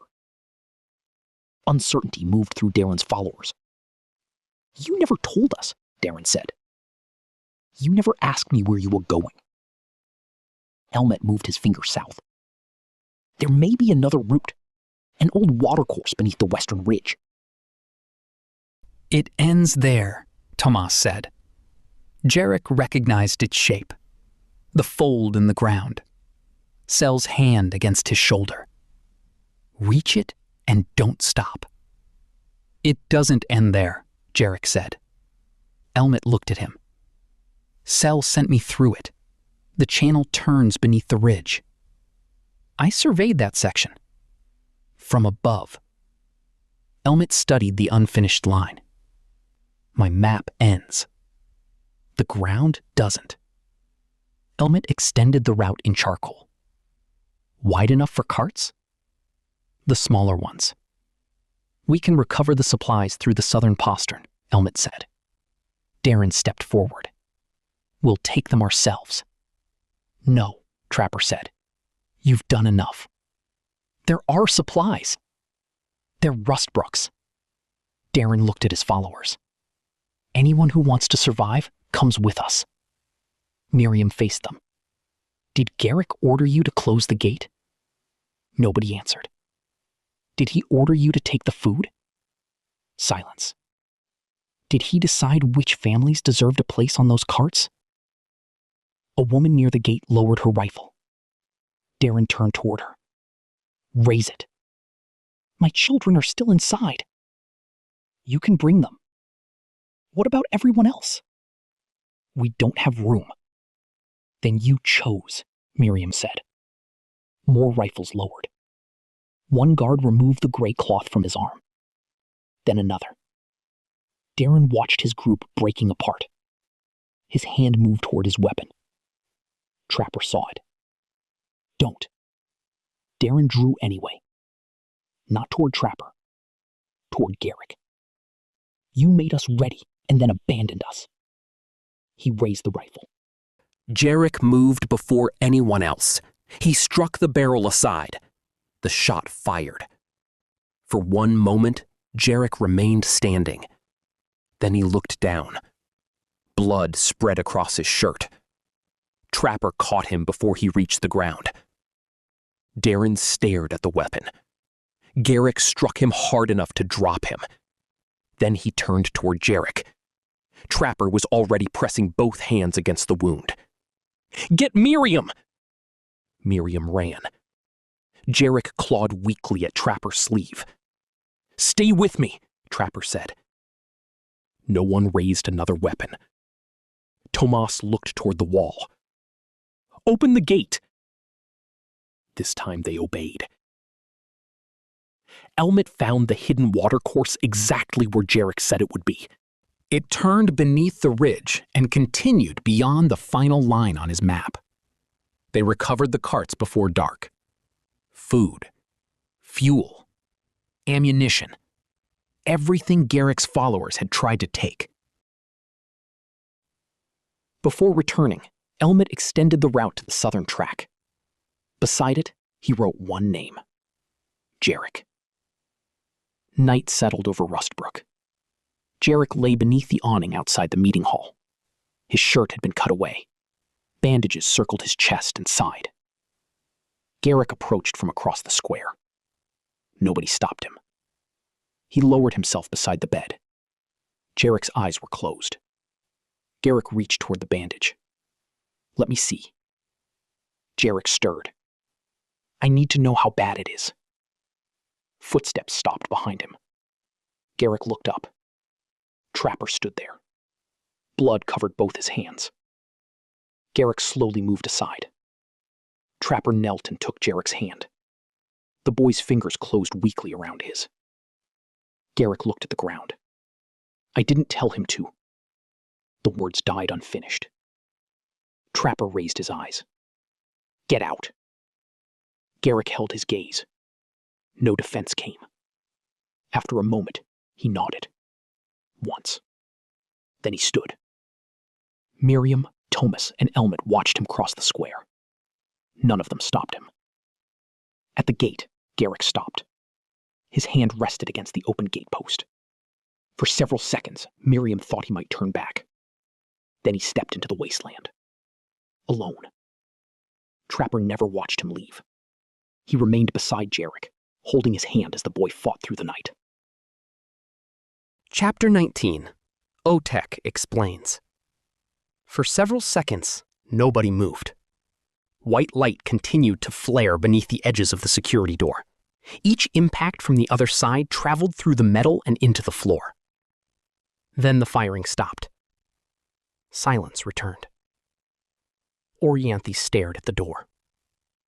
Silas released her arm. She turned on him immediately. "We left him!" "He opened the door," Silas said. "That doesn't mean—" Another impact shook the chamber. Not a weapon. Something heavier striking the other side. Orianthi stepped toward it. Calla blocked her. "No. He may still be alive.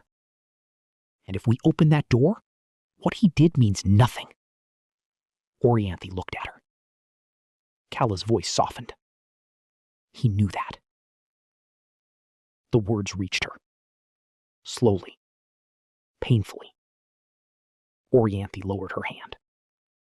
Harland had moved deeper into the chamber. "Silas." Something in his voice made them turn. The room was circular. Narrow columns surrounded a platform at its center. Light traveled through the floor in converging lines. All of them led to a single recessed compartment. The same shape as the module. Harland removed the pack from his shoulder. "No," Orianthi said. He stopped. "You recognize this?" "I recognize what it was built to do." The chamber brightened. A voice sounded from above them. "Legacy profiles assembled." Silas looked up. Profiles? Orianthi Vale, primary interpretive architect. Orianthi went still. Calla looked at her. Vale? Orianthi barely seemed to hear. The voice continued. Silas Kane, adaptive legacy reconstruction. Harlan stared at Silas. What does that mean? Reconstruction remains incomplete. Silas looked up at the chamber. You made me. Correct. The answer came without hesitation. Silas looked at his hands. They looked no different. The same scars, the same dirt beneath the nails, the same narrow white line across his thumb where a blade had slipped years ago. From what? Preserved legacy patterns. Whose? No answer came. Silas waited. The chamber remained silent. Not because Otek did not know, because the answer was no longer necessary to the evaluation. Silas looked toward Orianthi. You knew? No. She stepped closer to the platform. But I knew the project. Something moved at the edge of Orianthi's memory. Not an image, a structure. Decisions translated into patterns. Patterns translated into something a machine could understand. She closed her eyes. I helped build this. Primary interpretive architect confirmed. Orianthi opened her eyes. The words carried recognition, no comfort. What happened? Collapse conditions exceeded survivability projections. Reconstruction protocol authorized. By whom? The display changed. The old man appeared. Younger, standing within this same chamber. By primary custodian. Orianthi stared at him. The recording spoke. If this system is active, then we failed. His voice was quieter than she remembered. OTEC was created to help humanity understand itself, not to govern it, not to replace it. He looked toward someone beyond the recording. Perhaps Orianthi. Perhaps only the memory of her. His expression hardened. But a pattern is not a person. The recording ended. Darkness returned to the platform. Silas looked at the empty space where the old man had stood. He authorized it. Why did White City let me leave? OTEC answered. Legacy reconstruction required uncontrolled environmental evaluation. Kala's expression hardened. Rustbrook was an unmodeled social environment. The people who died there weren't data. Every decision produced data. Silas looked toward the sealed door. The patrol. The display changed. 4 figures appeared. Davin, Sel, Bram, Jarek. Movement emerged from the trees around them. Human in shape. Almost. External observation units, OTEC said.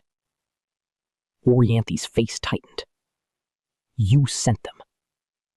Evaluation required escalation. Kala stared at the images.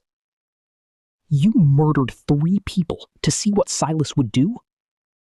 Subject Silas Kane was not present. No, Silas said. He watched Jarek run. You wanted to see what the people around me would do. Correct. Silas watched Sel remain behind. He had never spoken to him long enough to know what frightened him. He knew only what Jarek had told them afterward. Sel had pointed toward the fold in the ground. Reach it and don't stop. OTEC had reduced that choice to a survival response. Jarek had built the rest of his life on it.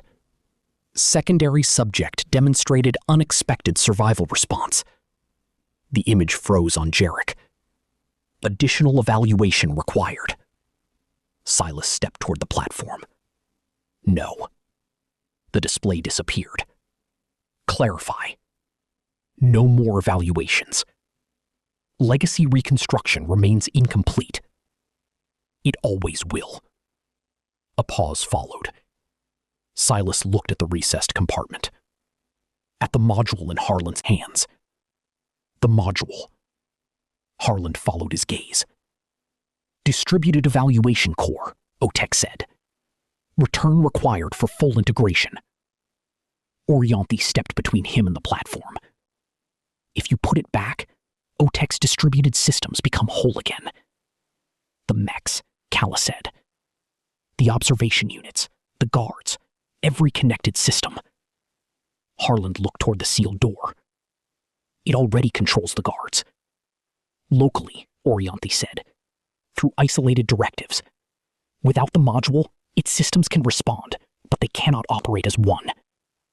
Kala looked at the recessed compartment.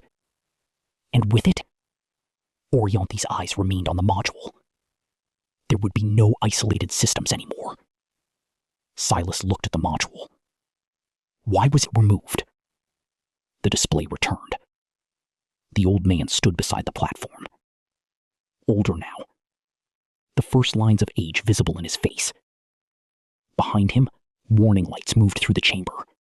OTEC has exceeded its function, the recording said. He held the module.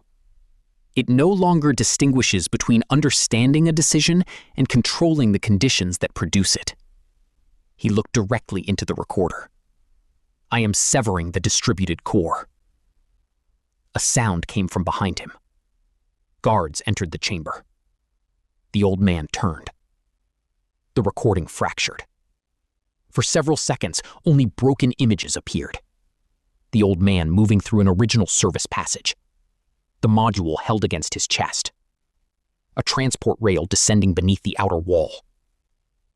Then darkness. The recording ended. Harlan stared at the module. He got it out. Beyond operational reach, OTEC said. Orianthi looked at the dark display. And then, Primary Custodian returned through the original passages. Calla frowned. He came back? Biological failure imminent. Preservation protocol initiated. Orianthi understood before the others. The capsule. Correct. He put himself there? Primary Custodian entered preservation voluntarily. Orianthi stared toward the sealed door. Why? For the first time, Otek did not answer immediately.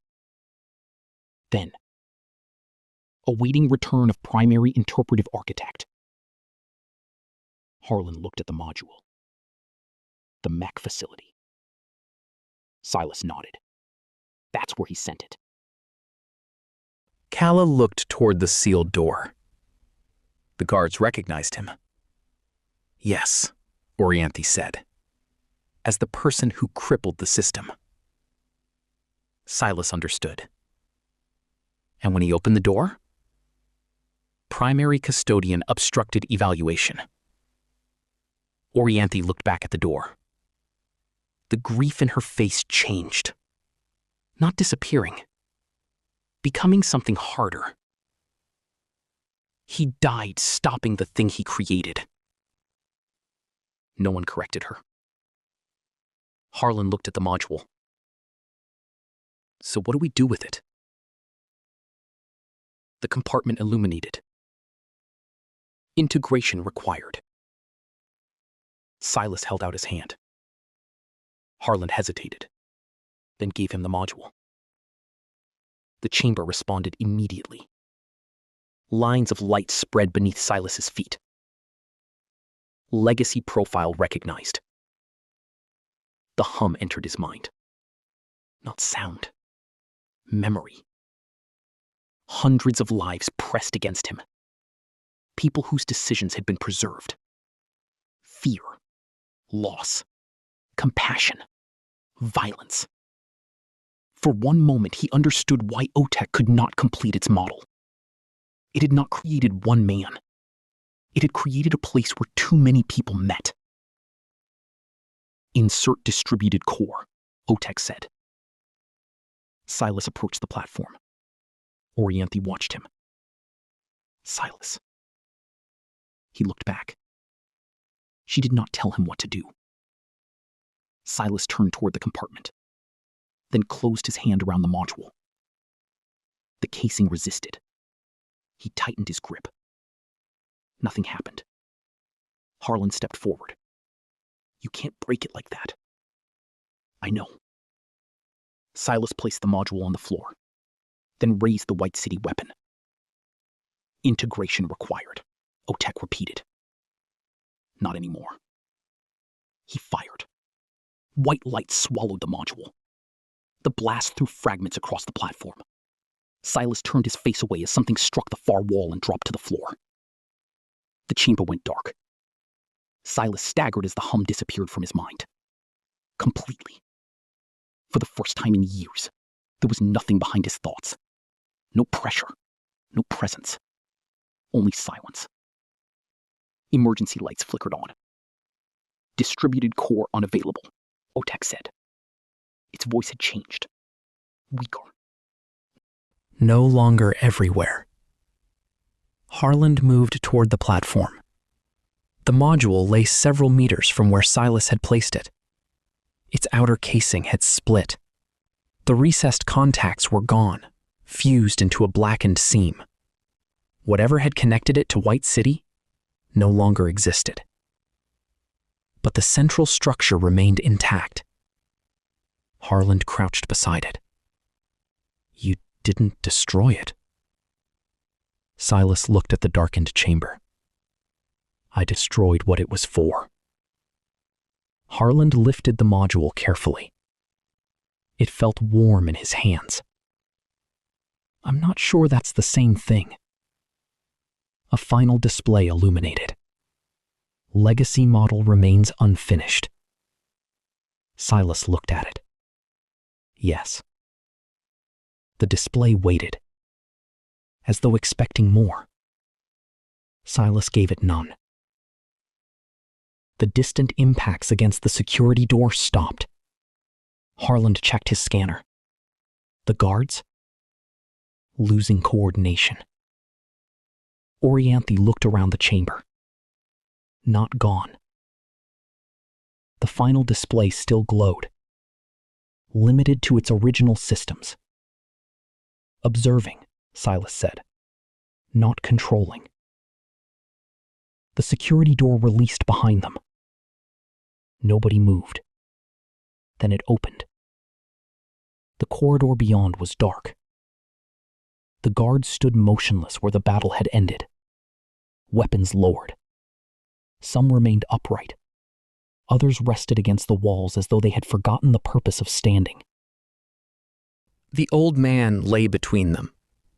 Orianthi crossed the distance alone. She knelt beside him. His eyes were closed. One hand remained extended toward the ruined shield. Orianthi touched his shoulder. No memory came. No white room. No forgotten lesson. Only the man who had stood between her and the guards. She lowered her head. I remember enough. Calla waited behind her. After a while, Orianthi stood. She did not look back again. They left White City at dawn. The entrance closed behind them, sealing the old air inside. No hum followed Silas into the wasteland. Harland carried what remained of the module inside his pack. Halfway across the wasteland, he felt a single vibration against his back. He stopped. What is it? Silas asked. Harland opened the pack. The module lay between the weapons and his scanner, its casing blackened where Silas had fired. A light flickered beneath the fractured surface. Once. Then again. Harland lifted his scanner. New symbols moved across the display. Silas. Silas came back toward him. What? Harland watched another line appear. It changed before you shot it. Changed how? Harland looked back toward White City. I don't know yet. Calla walked beside Orianthi. Nobody spoke until Rustbrook appeared on the horizon. Smoke rose from inside the walls. Silas started running. The western gate stood open, damaged, unguarded. People watched as they entered. Their expressions carried relief. And something else. Silas found Miriam near the meeting hall. Blood marked her sleeves. Thomas? Alive. Elmet? Recovering the supplies. Trapper? Miriam looked toward the awning. Silas followed her gaze. Trapper sat beside a narrow bed. Jarek lay beneath the blankets. Alive. Barely. Silas stopped. Garrick? Miriam looked toward the open western gate. Gone. Silas understood from the way she said it that she did not mean missing. Orianthi came to stand beside him. Behind them, White City remained on the horizon. Dark now. Not dead. Listening, perhaps. But no longer deciding what happened next. Silas looked at Jarek. At Trapper holding the boy's hand. At the damaged walls and the people repairing them. Behind them, White City remained dark. The model would never be finished.